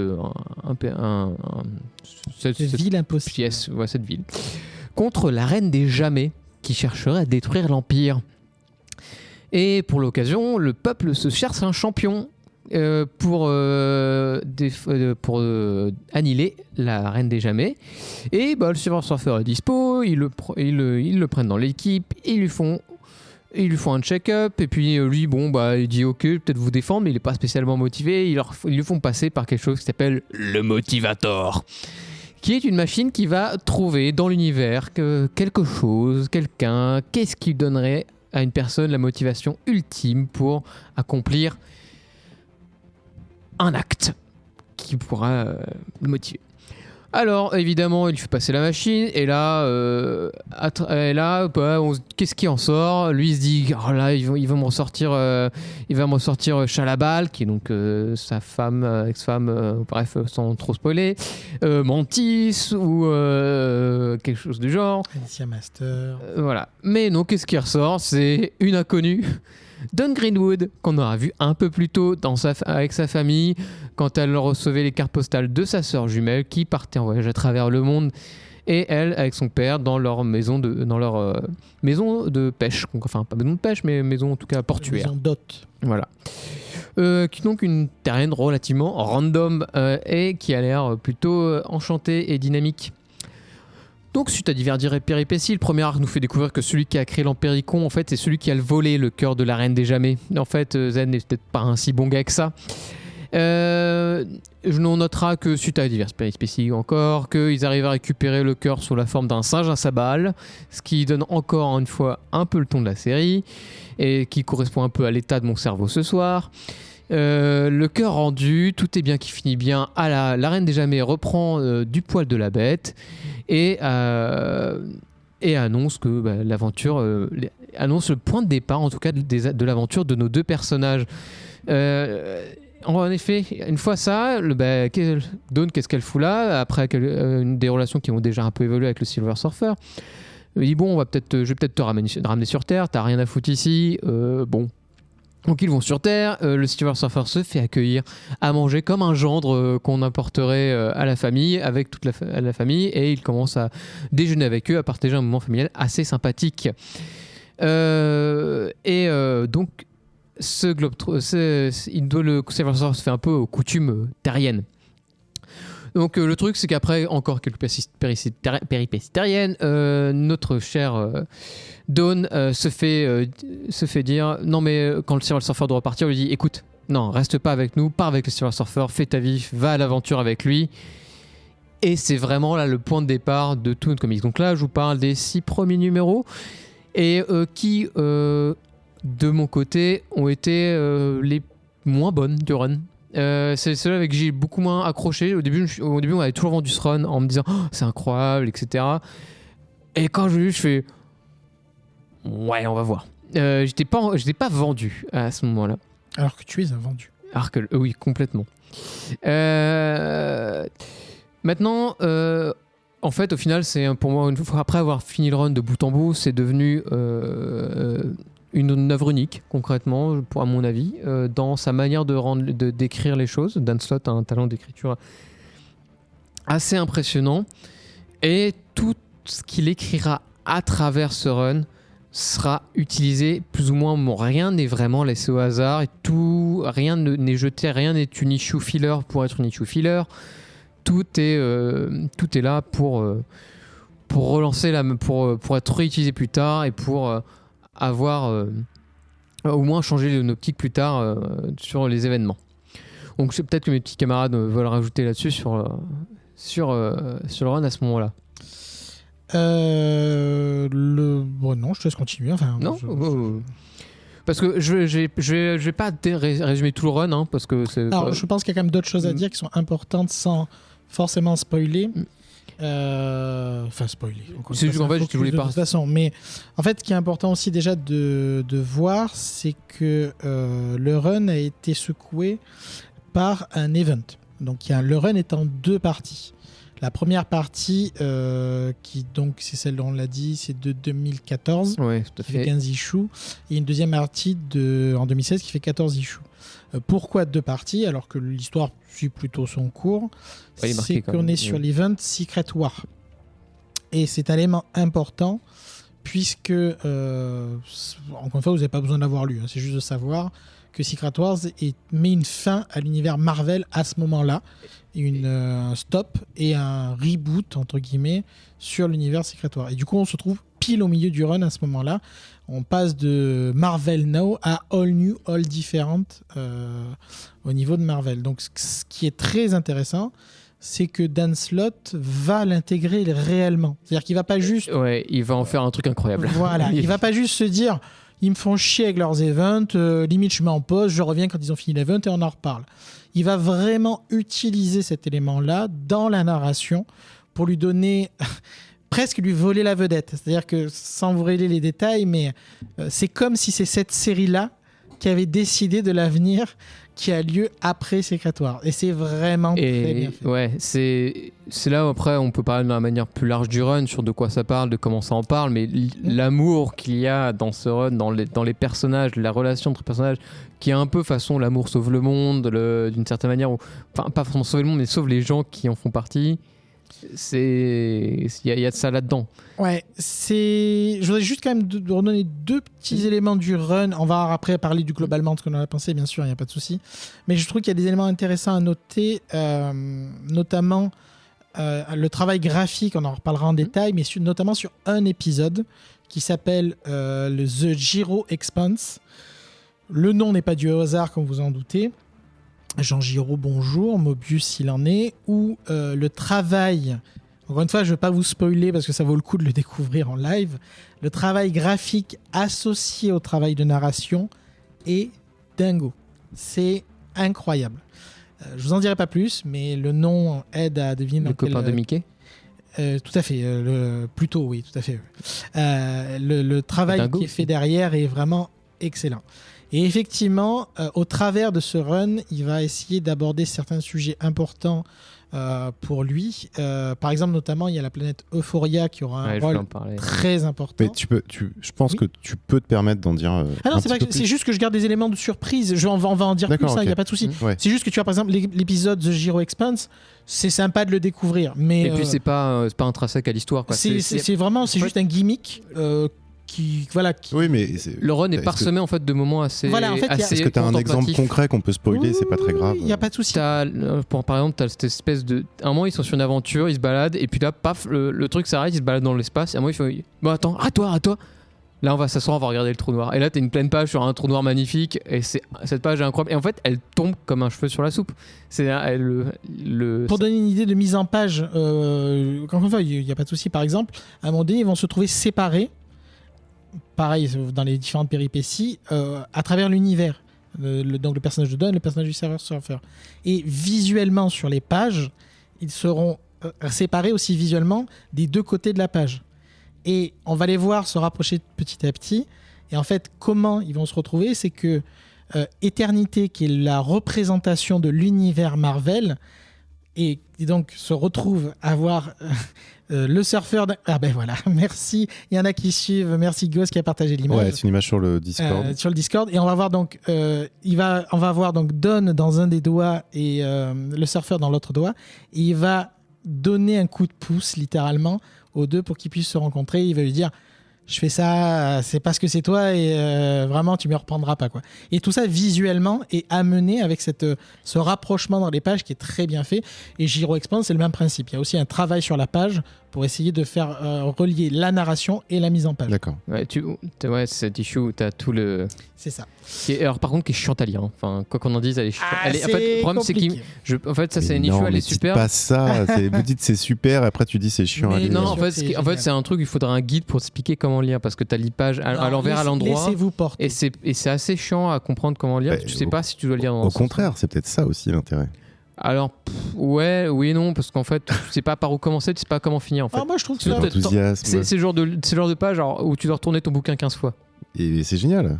C'est très cool. C'est chiant, oui, donc c'était juste pour te dire effectivement que le run aborde des sujets hyper intéressants sur la notion de bonheur.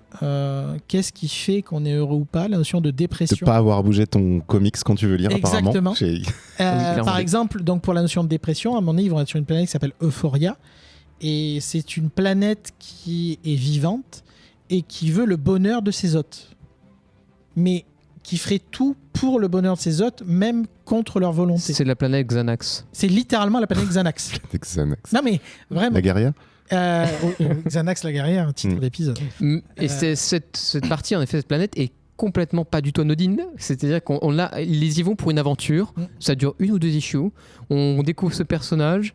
On découvre l'émotion de Norinrad aussi, de son histoire d'amour où il repense à Shalabal et il a son conflit intérieur d'amour qui est né avec Don Greenwood. Et ils arrivent à en sortir grâce à la planche qui est aussi, dans cette histoire, on n'a pas précisé, un des personnages principaux de cette histoire parmi les deux. C'est la planche du Silver Surfer est vraiment un personnage qui est le versant comique, quoi, clairement, de l'histoire. C'est le... En fait, Greenwood, et qui fait un peu comic relief, même si c'est pas le rôle principal non plus, appelle la planche Toomie. T-O-O-M-I-E. Voilà. Parce que chaque fois que le surfeur appelle sa planche, il dit Toomie. Toomie, my board. Et elle comprend qu'il dit c'est son nom. Toomie, my board. Ce genre de jeu de mots, il y en a quelques-uns comme ça tout le long. Et s'il faut vous donner une impression qui est, je pense, hyper intéressante a posteriori, c'est que ce run du comics fait énormément penser aussi à Everything Everywhere All at Once. Il y a un peu de ça, oui. Et c'est dingue d'y repenser parce que c'est clairement donc, antérieur au film. Et même dans les ambiances, c'est un des messages, c'est tous les possibles. La reine des Never, par exemple, tu l'as dit en français. La reine des jamais. La reine des jamais, c'est toutes les possibilités. Elle représente toutes les possibilités d'une vie. Et pas juste une destinée écrite et qui sera réutilisée pour ce fameux. Et rien n'est oublié. Ce fameux Secret Wars. Tout est utilisé. Vraiment, c'est hyper bien pensé. On dirait quelqu'un qui cultive vraiment tous ces petits morceaux et qui te réunit ça, qui te ressort la carotte au bon moment de ce qu'il a cultivé, qui te la cuit au meilleur moment. Enfin, et comme Everything Everywhere All at Once, le sujet n'est pas le multivers. On s'en fiche.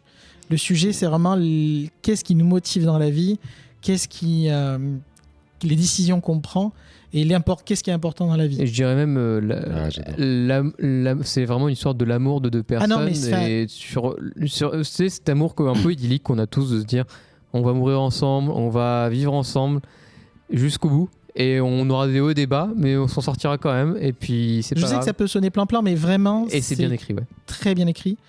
Il y a beaucoup de beauté, de poésie, vraiment. Et je pèse mes mots là-dessus. Il y a vraiment la volonté de mettre en avant les petits moments de la vie, ce qui est vraiment important. Par exemple, lors d'une histoire, il y a un peuple qui veut voler la ressource la plus précieuse de la Terre. On se dit, ça va être quoi encore? Les âmes, l'argent, l'or? Non, c'est la culture, la création. C'est un peuple qui veut voler toute la création de la planète Terre. Donc les œuvres d'art, etc.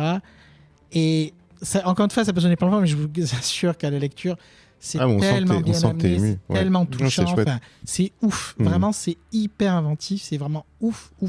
Et il y a comme pour parler des scènes anodines comme ça, pardon, je coupe, mais c'est un peu en vrac, mais il y avait un truc que je notais dans ces personnages comme ça, il y a une scène que j'adore, c'est quand elle a dit j'ai mal aux amygdales, enfin j'ai un rhume, et le surfeur, ok, il lui enlève, et comme ça, et puis elle fait tu veux m'en dire ça comme ça, mais j'ai besoin d'une glace, moi. Je fais quand on utilise amygdale à quelqu'un, on lui donne une glace après, et du coup il l'emmène au meilleur glacier de l'espace, de l'univers. De l'univers. Il y a un parallèle qui est évident pour ceux qui connaissent le sujet, qu'on est obligé de faire. Dan Slott veut faire du Doctor Who, dans le bon sens du terme. Ne vous effrayez pas si vous n'aimez pas, c'est pas grave. C'est vraiment surtout ce sujet de... avant tout, c'est souvent le cas, la SF sert de prétexte à raconter quelque chose. On a cette dynamique du personnage qui a des centaines d'années, qui a tout vu, qui a tout fait, qui est pas blasé, mais qui est usé par la vie. Et il a comme compagnon, c'est le nom qui est utilisé dans Doctor Who, un personnage frais qui lui permet de voir la vie au travers de ses yeux, de s'émerveiller du naturel. Par exemple, à un moment donné, le surfeur, quand Don lui parle un petit peu des merveilles de la Terre, le surfeur lui est en mode écoute, tu sais, moi je suis resté bloqué là 30 ans. C'est presque une coquille vide, le surfeur. Une coquille pleine de vide. Oui, je les connais, toutes ces histoires. Et à un moment donné, par exemple, il lui dit oui, mais est-ce que tu as déjà vu un coucher de soleil avec quelqu'un? D'accord, ok. Non, mais vraiment, enfin. Vous êtes en train de me.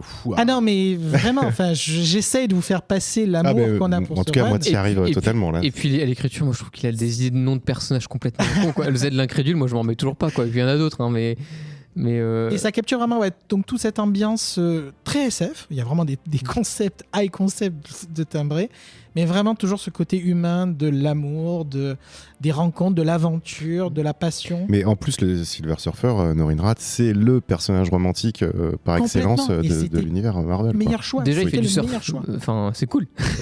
Mais il a pas C'est les sexy. cheveux longs, tu vois. Il a pas les cheveux longs. bon. Et vraiment, il y a aussi cette idée, je trouve, de réutiliser, c'est-à-dire qu'en plus, il va pas balayer d'un revers de la main l'histoire du surfeur, parce que, comme vous le savez, des fois, on se dit, bon, ben, je fais mon nouveau run, je fais ma popote dans mon coin, donc comme on l'a dit, d'abord, il s'intègre aux events globalement, mais en plus, il va utiliser toute l'histoire riche du surfeur. Par exemple, il y a un vrai sujet sur le surfeur et certains personnages tragiques, mais c'est aussi un tueur de masse. Enfin, il porte un fardeau énorme et il va être confronté pour la première fois. Il a déjà été confronté à Galactus, mais pas aux conséquences De ses actes. de ses actes. Et notamment, il va rencontrer tous les survivants des planètes que le dévoreur de monde a mangé. Et donc, c'est des individus, les derniers de leur race, des centaines, des milliers, de milliers. Et le poids va être écrasant pour lui.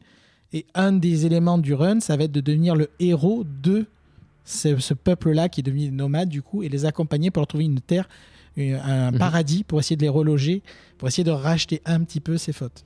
Et sachant que c'est assez marrant aussi, d'ailleurs, quand tu les vois la première fois, je crois que c'est bien ceux-là, hein, où ils ont plein de statues de lui, où ils le vénèrent un peu. Alors, Putain, c'est non, encore ça, d'autres. c'est les... Ça, c'est Je confonds avec les micros qu'il y a au tout début. Ah oui, non, c'est encore vrai, un autre pardon. délire. Oui, Ils ont testé. ils réparent leur soleil. C'est ça, Ouais. c'est ça. Et J'avais un Et- doute, ouais, si c'était. ou pas. T'as quand même Gigos qui dit que c'est la plus belle histoire d'amour qu'il ait lue. Hein. vraiment, alors la fin pour le coup, même si on pourrait spoiler, ça vaut pas le coup de le spoiler. Il y a une vraie fin pour le personnage de Dawn. Mhm. Alors, il y a des disons petites que- astuces, hein, évidemment, mais qu'est-ce que c'est beau. Ouais, alors en fait, il y a enfin, moi, je n'ai pas trop de problème à spoiler cette partie, mais. Ah non, mais comme je dis, c'est juste mais, Non, en on le fait- spoil pas, je pense. Non, moi, Non, mais- j'ai pas envie en fait que tu le spoil. non, mais Vous au moins m'avez pour la vachement partie, donné c'est-à-dire qu'en envie, fait, là, il y a des donc, choses qui parlent de deuil, et ça, c'est très très bien abordé. Et, Oui, on n'a pas abordé tous les thèmes, mais clairement, il y a le deuil, et le deuil, je trouve que c'est une des meilleures parties. Alors, c'est pas le plus long. la parentalité aussi. Oui, moins quand même. Mais, enfin, oui, c'est vrai, pardon, oui. oui. Mais la partie, du coup, oui, parentalité deuil, parce que oui, bon, l'un avec l'autre, en J'entends, l'occurrence, ouais. faut en dire plus, mais bon, c'est déjà trop pour dire si on veut. Mais comment c'est géré, comment du coup la planète Euphoria d'un coup devient ton Xanax préféré dans ces moments-là. Le retour à la réalité de ça, donc ces fameuses étapes de deuil, hein, qu'on peut avoir à traverser dans la vie. Et ça, ce moment-là, il est extrêmement touchant. Le final de leur, parce que évidemment, chacun vieillit dans la vie et Certains plus que d'autres. voilà, l'histoire va au bout de ce concept-là. Vous allez vous détendre.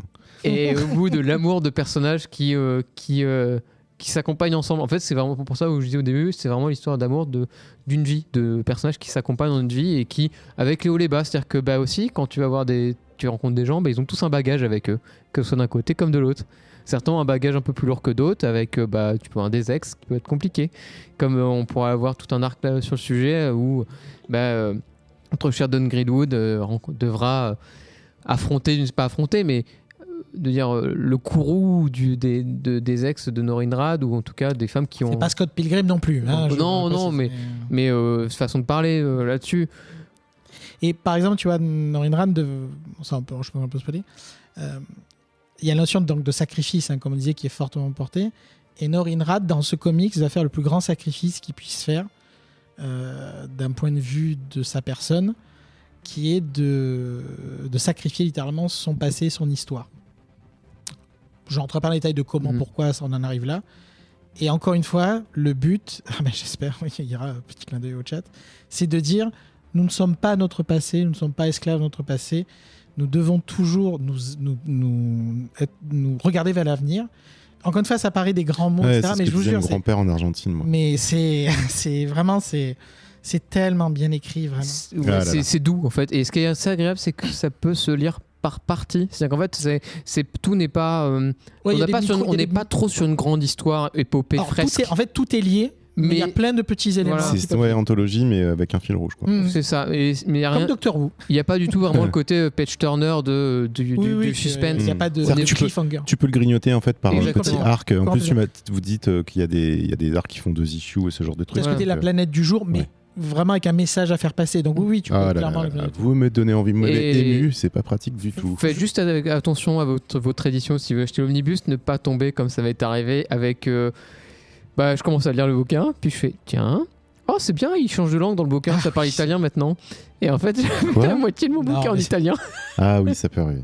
Je pense qu'il faut qu'on fasse un petit passage quand même sur le graphisme. Oui, Mais oui. oui, Évidemment. Et après, ouais, on va conclure. Alors, pense, le je focus sais- là-dessus. Je sais. Michael Red est un style qui ne parle pas à tout le monde. C'est un style qui, je pense, demande un peu de je sais pas dire d'apprentissage, mais c'est comme le café, on De n'aime pas du premier coup, s'habituer, tu vois. Enfin, Non, mais je pense que tu as raison. C'est apprentissage, c'est plutôt s'habituer en fait. c'est ça. Enfin, Ouais. Vraiment, si Et- vraiment vous n'êtes pas trop fan, je sais pas que vous Si êtes tu allergique. n'es pas directement fan, ça C'est vaut ça. le coup d'essayer ça. de faire des C'est exactement efforts ça. et d'essayer de continuer Sachant un peu. qu'en fait, il y a la colo qui aide beaucoup, je trouve, Ouais. Par sa à femme. passer. Faites par Oui, sa femme. il travaille en Oui, duo. c'est vrai. Enfin, tout à il fait, joue oui, avec sa c'est vrai. femme. Tout à Et elle fait. est Et qui- extrêmement douée. Ouais, et qui, je trouve que la colo fait un beau travail pour permettre de passer outre ce trait peut-être un peu Et- gras, enfin un peu. Et pour le coup, vraiment, un peu épais. sauf si vous êtes allergique à 200%, évidemment, ça va pas changer. Enfin, au bout d'un moment, enfin, vous aimez pas, vous aimez pas. Mais vraiment, c'est gros ennemi, vous voyez, comme on dit. Enfin, laissez-vous porter. Et vraiment, dans les travaux qu'a fait en plus Michael Red, c'est sans doute une des plus belles Ouais, choses c'est qu'il a clair. fait. Ouais, tout à fait. C'est Et, Ouf, il y a des pages absolument. et je trouve que la colo aussi une des meilleures colos. Parce non, que, enfin, Ils qui sont j'ai au fait- sommet de leur art. Voilà, à ce parce moment-là, Michael Red et sa femme sont au Non, et sommet puis de leur art. Ils ont, même sur Mad Men, ils n'ont pas fait aussi bien. Non, clairement, c'est pas aussi. Qui leur offre plus personnel. Et puis c'est un style, je veux dire. Ouais, C'est complètement. comme on dit le style Darwin Cook, Mignola, etc., qui ont fait des émules après. C'est un style que. All Red, c'est le style naïf. Alors, c'est pas dans le style sens. All Red, quoi. Ouais. Vous voyez ce côté. All Reds avec un S d'ailleurs c'est parce ça, qu'ils c'est bossent ça. ensemble. Mais quelle folie. Et comme Jean dit, c'est tellement imaginatif.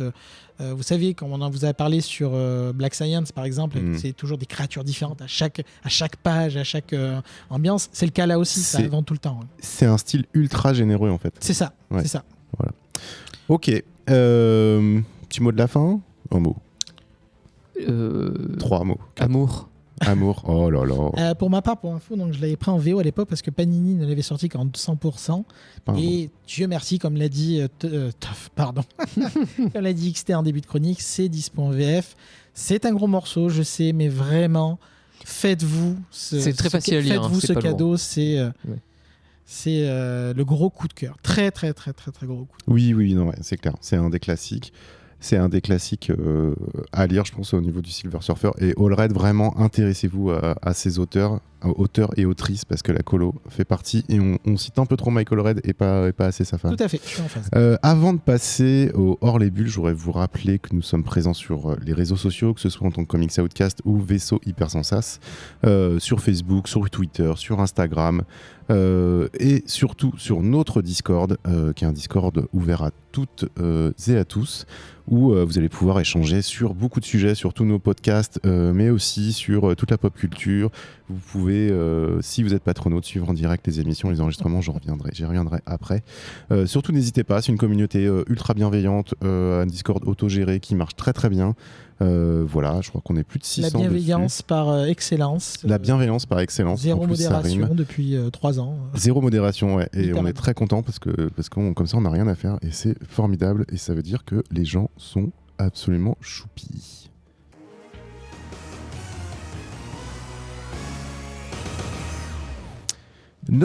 La troisième partie de l'émission, donc le hors les bulles, tout ce qui n'est pas imprimé, on va dire, sur du papier et qui touche aux comics ou à sa culture.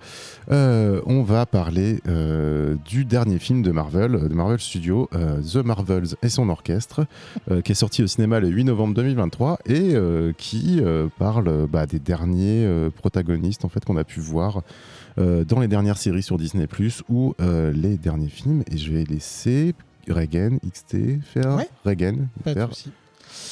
Alors, la réclame. la ou pas. réclame. Bandeau réclame. Rule Marvel. Au niveau de la situation, donc The Marvels, nous allons suivre donc 3 personnages qui sont Captain Marvel, donc Carol Danvers, Miss Marvel, Kamala Khan, et qui n'a pas encore de nom à ce moment-là, mais clin d'œil, Photon, que vous avez pu voir pour ceux qui l'ont vu dans la série WandaVision, qui tous trois ont des pouvoirs liés autour de la lumière, ou en tout cas de l'énergie. Donc le setup autour de ces trois personnages sera que je vous ai épargné les détails, mais ils se retrouvent avec un problème de distorsion temporelle, téléportation et tutti quanti. En gros, vous savez, les losanges là, que vous voyez quand ils se téléportent d'un endroit à un autre, notamment dans les Gardiens de la Galaxie, quand ils traversent les portails, ça fonctionne mal. Il se passe un truc qui se passe mal, et on voit que ça commence à se détériorer, quoi.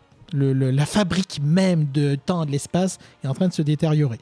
Et lors d'un malencontreux accident, les trois personnages séparément vont se retrouver confrontés à cette énergie-là qui n'est pas très claire au début de qu'est-ce qui se passe. Alors le spectateur, lui, le sait rapidement. Et donc vont se retrouver toutes les trois reliées parce qu'elles vont toucher l'anomalie en même temps. Il n'y a pas de bol dans la vie, hein, ça c'est des choses qui arrivent.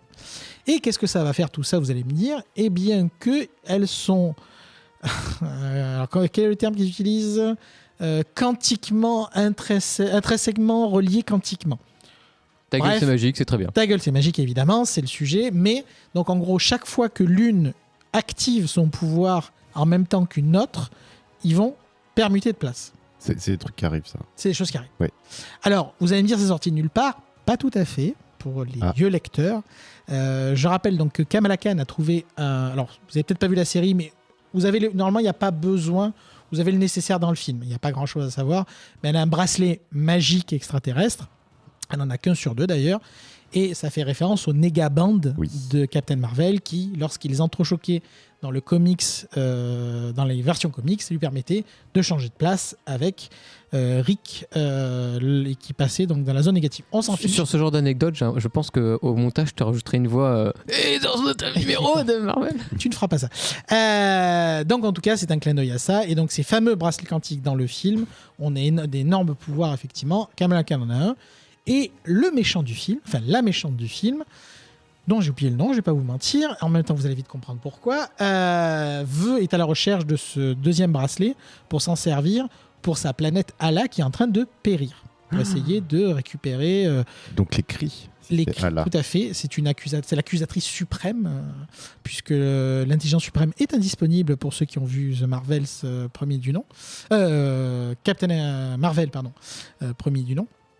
Et donc la confrontation va être d'un côté ce personnage qui, pour les cris, va essayer de récupérer des ressources pour sa planète qui est en train de mourir, puisqu'elle n'a plus de soleil, versus Captain Marvel qui va surtout essayer de protéger le reste de l'univers. Parce que le plan de la méchante, c'est pas un gros spoil honnêtement, donc c'est de récupérer les ressources des autres planètes. Donc un soleil, de l'air, de l'eau, enfin tout ce qui est nécessaire à une planète. Si vous avez l'impression d'avoir entendu le scénario de Spaceball, c'est pas tout à fait faux. Voilà. Spaceball qui est la paradis Star Wars de Mel Brooks. Qui est donc la folle histoire de l'espace en VF. Voilà pour le setup. Film à voir absolument, évidemment. Oui, je confirme. Alors, il a peut-être vieilli, je préfère être tout à fait clair sur certaines vannes, sans doute. Et c'est encore mieux. Mais voilà, c'est Commandant Esbrouf, quel plaisir que de souvenirs. Voilà en gros pour le setup. Il y a d'autres éléments. Le SWORD, donc, qui est la partie, on va dire, protection interplanétaire de Feu le Shield, qui est une agence séparée qui permet du coup de surveiller les menaces extraterrestres. Voilà, enfin, honnêtement, c'est le setup, il est là en gros, hein, au niveau de l'histoire. Ouais. Voilà pour le résumé simple de où on en est au niveau du début. Alors, pour déjà donner mon avis global avant d'entrer dans les détails, j'ai passé un bon moment. Oh, sincèrement. Mais alors attends, ça veut dire que la presse internationale raconte n'importe quoi. On va y venir, effectivement. Je pense que tout le monde est au courant aujourd'hui que le film se fait dézinguer, qu'il est en train de couler littéralement en termes d'entrée. Je crois qu'il a baissé de 80%. Pas du tout. Ils disent qu'il fait des records de médiocrité. Voilà, ce genre d'ambiance. Médiocrité. Alacrité. Médiocrité, oui. Et la méchante, c'est Darben. Non, c'est très beau. Et non, la méchante, elle s'appelle Darben. Tout à fait, oui, c'est exact. Il y a bien de ça qu'on peut retenir. Il y a des jeux de mots à faire là sur oui, il y a de quoi faire. Ouais. Et honnêtement, pour moi, le plus important, c'était est-ce que on sent que les actrices, l'alchimie fonctionne, puisque on le savait que ça allait être une ambiance de film un peu en buddy movie, trio. Et ça marche. Enfin, je veux dire, entre elles, je trouve que ça marche très bien. Il y a une vraie alchimie. Elles ont l'air de s'amuser sur Les le actrices tournage. sont cool aussi. Voilà. Donc, on rappelle donc Brie Larson, Teyona Paris et Iman Vellani. Surtout Iman Vellani, qui est donc Miss Marvel, qui est une fangirl à la base. Qui est une super série Et d'ailleurs. qui était très sympa. Hein. Ouais. Et tu sens, mais elle vit sa meilleure vie, quoi. Vraiment, elle vit sa meilleure vie. C'est pas parfait. On va revenir en détail sur ce qui ne va pas, mais... Ouais, c'est comme si des patronautes devenaient chroniqueurs auprès d'anciens chroniqueurs. T'imagines Enfin, enfin, c'est fort, quoi. C'est pas possible. Je n'y Ça crois pas. n'arrivera pas. si, je vois vos sourires là. Et vraiment, il y a ce côté... j'ai vu tellement pire, y compris dans le MCU. Enfin, je veux dire... mais dis pas, j'ai vu tellement pire. Tu peux pas. Ah si, quelque je chose peux de dire ça. positif. Je peux même citer Thor 4, hein, je peux le citer. Non, faut pas. Love Si, and si. Thunder. Donc, les actrices s'amusent, l'alchimie fonctionne. C'est plutôt beau, visuellement. Je n'ai pas trouvé ça catastrophique. Ah ben ouais, moi j'ai Oh trouvé ça putain, plutôt beau. on n'est pas d'accord. Ah ben on sera pas d'accord, mais moi Oui, j'ai trouvé oui, ça oui. plutôt beau, globalement, au niveau des environnements, etc. Les combats sont peut-être un peu brouillons. C'était beaucoup reproché, c'est-à-dire quand on en parlait avec les patronautes notamment. J'ai pas trouvé ça catastrophique non plus. Non, le plus gros problème, donc le scénario n'est pas très complexe, on est d'accord, c'est sa méchante, qui est Darben. littéralement zéro charisme. Et ça fait un peu contraste avec les Marvels qui, elles, pour le coup, ont l'air de plutôt s'amuser. Même Modoc en avait plus. Honnêtement, oui. Non, vraiment, enfin, c'est tristouné, hein, mais voilà, c'est pas le charisme de la méchante hein, qui va donner les lettres de noblesse à ce film. Honnêtement, je comprends pas tout le merdier qui est autour de ce film. J'ai vraiment passé un bon moment. Parce que c'est la mode. Ouais, je moi, sais, mais bon, c'est vous dites frustrant. ça, mais j'ai vu des critiques moyennes. Au global, genre. Ah non, mais tu te rends pas. Tu vis comme nous Ouais, dans mais est-ce certaines que- bulles parce que. Est-ce que c'est pas parce bah, que. tu elle vas est- sur Allociné, c'est relativement moyen. Non, non, 2,5, c'est moyen, tu vois. En fait, le Mais- problème, c'est qu'il y a notamment apparemment tout un hate autour de Brie Larson, notamment, qui. Mais ça s'en date de donne à cœur Captain joie. Marvel 1, ça, en l'occurrence. Oui, mais ça n'empêche qu'on y a droit encore aujourd'hui, si tu veux. Oui, Donc, mais je veux dire, Captain Marvel c'est pas parce 1 que c'était avait- déjà le cas avant que c'est une excuse pour maintenant. Mais- tu Non, vois. mais c'est pas une excuse sur la qualité du. Enfin, pas sur la qualité, mais sur la question du box-office, qui est encore autre chose. Oui, sauf que Captain Marvel avait d'autres problèmes, tu vois, en l'occurrence. Notamment d'être entre Endgame et. Oui, mais ça avait bien marché, enfin, relative. Enfin, pas Je vais super peut-être bien, lancer super un là-dessus. pavé dans la benne, mais est-ce que c'est pas parce que c'est 4 protagonistes féminines Ah, mais clairement, mais. et On qu'on va n'est pas se pas là mentir, sur malheureusement, oui, l'espèce ça joue forcément. de bashing Ça de joue base forcément. Honnêtement, je sais par pas, exemple, parce que Ant-Man Ant-Man, n'avait pas non plus très bien marché, mais il a mieux marché que ça, c'est vrai. Tu vois, Ant-Man, j'ai pas passé un mauvais moment, mais je comprends bien plus les critiques, tu vois. Enfin, il y a beaucoup plus à redire sur Ant-Man, Ant-Man. c'était nul à donc. chier. On va pas refaire la critique là, mais je comprends bien plus le problème autour d'Ant-Man, tu vois. Donc oui, bah écoutez, moi j'ai passé un bon moment. N'en déplaise, tutute les rageux, comme on dit par chez nous. Je sais pas ce que vous en avez pensé. Enfin, je sais que je crois pas qu'il y ait eu le. Non, j'ai pas eu le temps d'aller Ok, le voir. ok. Et donc, Mais XD, j'aime bien t'entendre dire du bien d'un Marvel, Ah en fait, mais ça me change. c'est vraiment, cool. moi si vous avez l'occasion, vous passerez un bon moment. J'insiste, hein, vraiment. C'est pas le film qui va révolutionner votre vie, c'est pas le meilleur film de l'année non plus, mais vous passerez un bon moment. XT. Ben moi aussi pareil, en fait j'ai plutôt bien aimé hein, celui-là. Malgré ce que je peux rager, que je dise que c'est moche, et oui ça l'est, enfin vraiment, je trouve ça très moche. Mais pour autant, en effet, en fait je trouve que c'est un film incroyablement frustrant. Pour des raisons, c'est qu'en fait on a le meilleur se mélange avec le pire en fait. Ça, on est d'accord. Oui. C'est vraiment, on a des super séquences d'humour qui marchent bien. Alors la séquence des chats, c'est peut-être pas faire tout le monde, mais moi j'ai adoré. Ça- Ah, moi c'est l'inverse, c'est celle qui m'a pas fait rire. Ah ouais, c'est bon, marrant. bah, en tout cas moi ça m'a fait mourir de rire. L'idée de la planète comédie musicale. Ouais, alors je savais pas si j'en Ah, parlais maintenant en pensant, mais ça vaut le coup d'en parler. Mais alors ça c'est C'était un génial. plaisir. C'est une super idée. C'est-à-dire que les gens communiquent qu'en chantant. Et je trouve que c'est super comme idée. Ah Ou ouais, en je vois dansant. ça, moi. Et Alors moi je le trop déteste ces fort. comédies musicales, hein. C'est pas du tout Ah mon non, genre c'est de pas le cinéma. sujet, c'est juste que Mais c'est c'est juste que ça vraiment marche drôle, super quoi. bien dans le contexte du film en fait. Et c'est communique en chantant. Il fallait Nivray, en fait, là. Ah ce soir, peut-être, là. ouais. Ah mais alors, Nivray, bisous si tu nous entends, autant vous dire que voilà, c'était vendu. Hein. Oui, elle l'a vu 2 fois, je crois. Je comprends. Et on a après. Je spoil la vanne, je suis désolé, je suis obligé de la spoiler. Donc sur le monde où il y a les gens ne parlent qu'en chantant, à un moment donné, donc il tombe sur un prince. On vous ai parlé des détails de pourquoi, comment. Et Brie Larson, donc le Captain Marvel, commence à lui parler normalement. Il lui répond normalement. Et il y a des autres à côté qui font mais c'est quoi le délire? Je croyais qu'il pouvait parler qu'en chantant. Non, mais lui, il est bilingue. Écoute, ça m'a fait rire, c'est con, mais ça m'a Oui, ça fait rire beaucoup de monde, je pense. Hein. Ça a bien marché. Oui, Mais, puis on aime l'humour ici, donc c'est Après, je suis d'accord sur la dynamique des trois personnages qui est super, qui marche plutôt bien. Là où on a peut-être eu moins engagé de la part du personnage de Photon, Monica Rambeau, ouais, c'est ça. Mais alors, je sais pas si c'est pas volontaire, tu vois, parce que le personnage est censé être plutôt dans la retenue. Voilà. J'avoue que je sais pas trop, ouais, je suis d'accord. Bah, elle a pas eu sa série ni son film en fait. Alors, Donc, oui, de base, il y a des gens Mais en fait, elle est pas dans le délire super-héroïque, même le personnage. Tu vois, c'est genre, elle, à la base, c'est une militaire, elle est là pour faire le job, ses pouvoirs, ça la fait plus chier qu'autre chose, tu vois. Elle est pas dans le délire, tu vois, Kamala Khan qui. Et en fait, ouais, sur ce film, il y a un truc qui m'embête. En fait, c'est un peu le paradoxe. C'est-à-dire que le film a le bon goût de durer 1h45.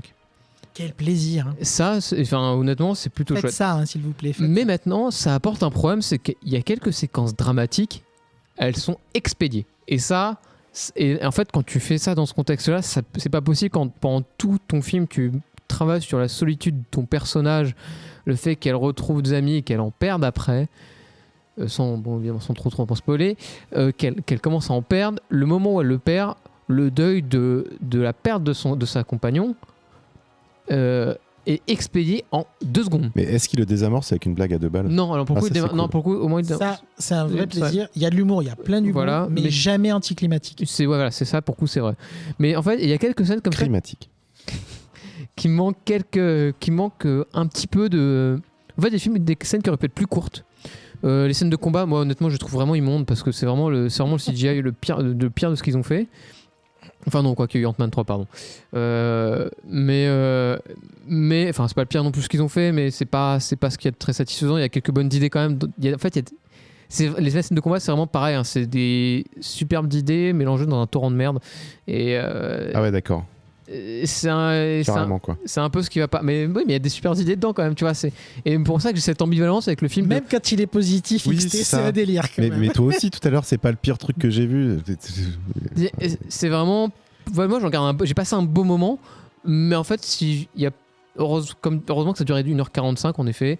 Et heureusement que le scénario. J'adore. Quoi. Non, parce qu'en fait, ça évite aussi les scénarios de s'étaler parce qu'ils avaient rien à raconter en termes de scénario pur. Le film ne marche uniquement qu'à la dynamique des 3 personnages. C'était le but du film et ils ont réussi ce contrat-là. Et ça, c'est chouette. Donc ouais, après, voilà. Pour moi, j'ai pas beaucoup plus à en dire, si ce n'est que malheureusement, en effet, le box-office, c'est le pire démarrage Marvel a priori de l'histoire de Marvel pour le coup aujourd'hui. Et le flop, ça a continué derrière au niveau du drop, et ça, c'est un peu triste. On a les histoires en ce moment de Kevin Feige qui serait peut-être en train de sauter. Enfin, il y a des rumeurs comme quoi il sauterait peut-être, ouais, peut-être pas. Mais ça, ça, évidemment, c'est les rumeurs comme tu dis. On verra plus tard, mais en effet, ça risque peut-être de secouer les plans Marvel plus ou moins long terme parce que les échecs. Faut rappeler ce que c'est le box-office. Hein. Enfin, le film il a peut-être coûté 220 millions à peu près par là. Si au box-office ils font 220 millions, ils sont pas du tout rentrés dans leurs frais. Il faut au moins qu'ils presque doublent ça pour pouvoir rembourser ce qu'ils ont investi dans un film, quoi. Et ils en sont très loin encore aujourd'hui. Et bah grâce à la chronique de ce soir, ça devrait le faire. Ah oui. Avec nos millions d'abonnés. C'est ça. Donc ouais. Du bon, du mauvais. Maintenant, est-ce que c'est un des films Marvel que je recommanderais de voir un dimanche après-midi pluvieux? Parfait, quoi. Vous avez vraiment le sens de la formule, je trouve, vraiment pour dire que vous avez aimé un truc. C'est un métier. Ouais, vous vous rendez pas compte là, mais en fait, ils sont en kiff ultime, quoi. Là, vous avez adoré, en fait. Vous n'avez pas à le dire. On a le droit d'avoir des avis mitigés, partagés. Mais oui, je sais. Est-ce qu'on fait une toute petite séquence spoiler? Est-ce que ça gênera pas le monteur? Il n'y a pas grand-chose à dire, c'est juste parce que c'est quand même intéressant de l'aborder. Je regarde XT qui ne me regarde pas. Oui, non. vas-y, si. On est bon. Pourquoi tu veux? Ok. Je veux spoiler. Donc, spoiler. La scène post-gène, évidemment. Donc, tu Elle est t'en fiches indispensable, d'être spoilé. Ah, oui, c'est la question aussi. Est-ce que toi, tu t'en fiches? Eh ben non, moi, je veux pas être spoilé. Et je pense que les aura pas de auditeurs, séquence. Veux-tu savoir le futur du MCU ou pas?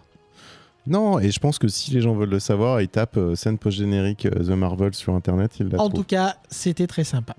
Bon, bah c'est cool. Et ça offre pas mal de perspectives. C'est peut-être une de mes scènes post-génériques préférées de tout Marvel. Ah bah voilà. T'en veux des avis positifs? Mais non, mais écoute, franchement, j'avais pas envie d'aller le voir. Et là, vous m'avez super donné envie, quoi. Donc, Malgré c'est très nos cool. manières de dire qu'on l'aime un peu Ah bah, tordues. Mais D'autant on a, plus, tu vois, Je t'aime, moi non plus. on peut pas. j'aime les choses On tordues. peut pas dire qu'une chose est parfaite ou pas parfaite, c'est à sa défaut quoi. Faut reconnaître les bonnes parties, les choses qui réussissent et Ça parties dépend, complètement ça loupées. dépend. Bon, je trouve par exemple des hosts qui peuvent être parfaits, tu vois, ce genre de choses. Tu parles de Ketru ou de Ketru? Ah oui, non, je parlais pas du tout de moi. Ah pardon. Bah, Merci, de Ketru, du merci coup. beaucoup, Pardon. en tout cas. Donc, The Marvels, qui est sorti il y a pas très longtemps, le 8 novembre 2023, et qui est recommandé du coup par Comics Outcast, on peut le dire. Non, non, Et mais en parlant- assumons. En parlant de trucs, de choses parfaites, plein de choses parfaites. Le Patreon. Ah Le Patreon, cette chose parfaite. Si vous avez apprécié ce podcast et que vous avez envie de nous soutenir, vous pouvez nous donner un petit coup de pouce. Donc sur le Patreon, notre collectif de podcasts s'appelle le Vaisseau Hyper Sans Sas, qui partage plein de podcasts. Donc le Défaussé, pour citer lui, Contrecast. le Contrecast, bientôt des nouveaux podcasts, celui de Jean. Clin là, d'œil, clin d'œil.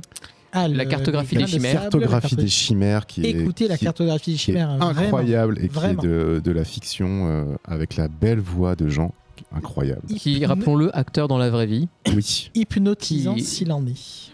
exactement. Enfin, beaucoup de podcasts. Je vous invite d'ailleurs à aller sur nos réseaux sociaux et sur notre site internet aussi, dont on fait pas tant que ça la promotion. En tout cas, vous pourrez retrouver tous les podcasts et Partagé. hein. partager, voir tous les épisodes. Bien sûr, vous pouvez aussi l'avoir sur Apple Podcasts, sur Podcast Addict et un peu Spotify, toutes les compagnie. plateformes, Spotify. On est sur Deezer aussi. Mm.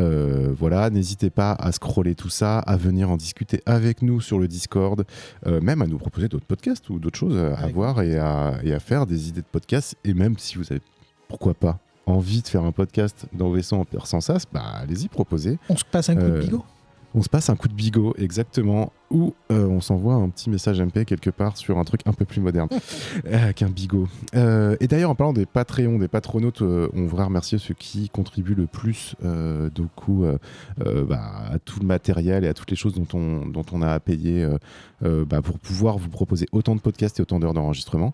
Donc merci beaucoup à Mata Perdumatique, j'avais jamais lu son surnom, je disais toujours ça, Matt. c'est pas si évident. Hein. Atof, le mec qui a menacé de mort XT, Florian, Rekma, Paul Gara, Vincent, Fanny et Lionel, Perchak, Damien et Yagbar. Merci à vous. Et merci à vous. Merci XT. Merci beaucoup d'avoir chroniqué et fait la réal. D'avoir Pour partagé une fois ta que c'est pas poche moi de qui bile le fais, c'est avec trop nous. cool. Où est-ce qu'on peut te retrouver ? Sur Blue Sky et puis sur le Discord du vaisseau hypersonal. Blue Sky c'est XTPHATE, enfin comme voilà. Comme d'habitude, Comme mon mais il y a des pseudo, gens quoi. qui t'écoutent peut-être pour Voilà, la première comme fois. mon pseudo en fait, ce que je veux dire quoi, c'est Ouais. XT Fate quoi. XT Fate. Très bien, merci Regan. Merci à toi. Et toi, où est-ce qu'on te retrouve avec tes 40 000 pseudos différents? Il n'y en a pas 40 000, il y en a 3. Ça va, C'est déjà faisable, beaucoup. C'est déjà pas mal. Dès que je peux les récupérer, je les récupère. Mais effectivement, donc, il est sur Twitter, Prigmore, sur Instagram, Gérovite, sur le reste, Regan, y compris Blue Sky. Et on Très embrasse aussi bien. Gigoz, qui est un patronote qui a level up récemment, qui n'était pas dans ton Ah, Twitter. qui était pas dans ma... Oh, Mais, Gigos, en plus c'est mon patronaute préféré. De plein bisous. Ce qui est vrai. Et il le sait. Oui, et d'ailleurs, merci à vous. Merci à Il se désabonne. Non, mince, il vient de Et dire toi, qu'il se on te désabonne. retrouve où Attends, Sur le t'es T'as fait n'importe Moi quoi. Et toi, on te retrouve où Oh, moi, on me retrouve un peu partout. On me retrouve sûrement dans le prochain contre 4, je sais pas, parce que je vais aussi revenir. Oui, j'ai fait une grosse pause de Vaisseau Hyper Sans Sas et dans un nouveau projet pour de revenir podcast plus fort. qui sortira bientôt aussi. Teasing. Oui, Super oui. intéressant. Vous pouvez me retrouver sur Instagram, Ketrus, K-E-T-R-U-S, où je poste Magnifique la plupart photo. de mes photos, et aussi sur Facebook, alors, avec mon vrai nom. Sur quoi Sur Facebook, oui, parce que Ah. je fais beaucoup de photos de GN et que Facebook Non mais reste tu encore quelque chose remarqueras pour Facebook. qui est encore sur Facebook qui s'en occupe, ces gens. L'autre personne c'est On salue Ketrus. d'ailleurs le BCC qui est toujours là. Je veux pas dire mais Facebook, c'est vraiment très très bien. C'est pour les jeunes. Et oui, Antoine Chalibert, photographie. Voilà, si vous voulez voir mon travail photographique. Et vous me retrouvez aussi Chimérarium, qui est ma boîte où je fais des événements ludiques et tout ça. Et on fait pas mal de choses. très intéressantes si ça vous intéresse. Mais surtout, merci à vous, auditrices, auditeurs. Merci aux patronautes qui nous ont écoutés et qui ont commenté cette émission en direct sur notre Discord. Voilà, sans vous, on ne serait rien. Merci à vous, merci de votre soutien, merci de vos messages, merci de vos encouragements. On vous souhaite une agréable fin de journée, début de journée, Et de bonnes dimanche, lundi, mardi, où que vous soyez. Un bon trajet en voiture. Je sais que beaucoup de personnes écoutent en voiture. Bisous Matt Satonaka d'ailleurs. Voilà, à très bientôt. À très bientôt. Salut. C'était trop cool. Bisous. C'est pas mal en fait, je vais peut-être Mais revenir plus souvent. Oui, avec plaisir. C'est bien.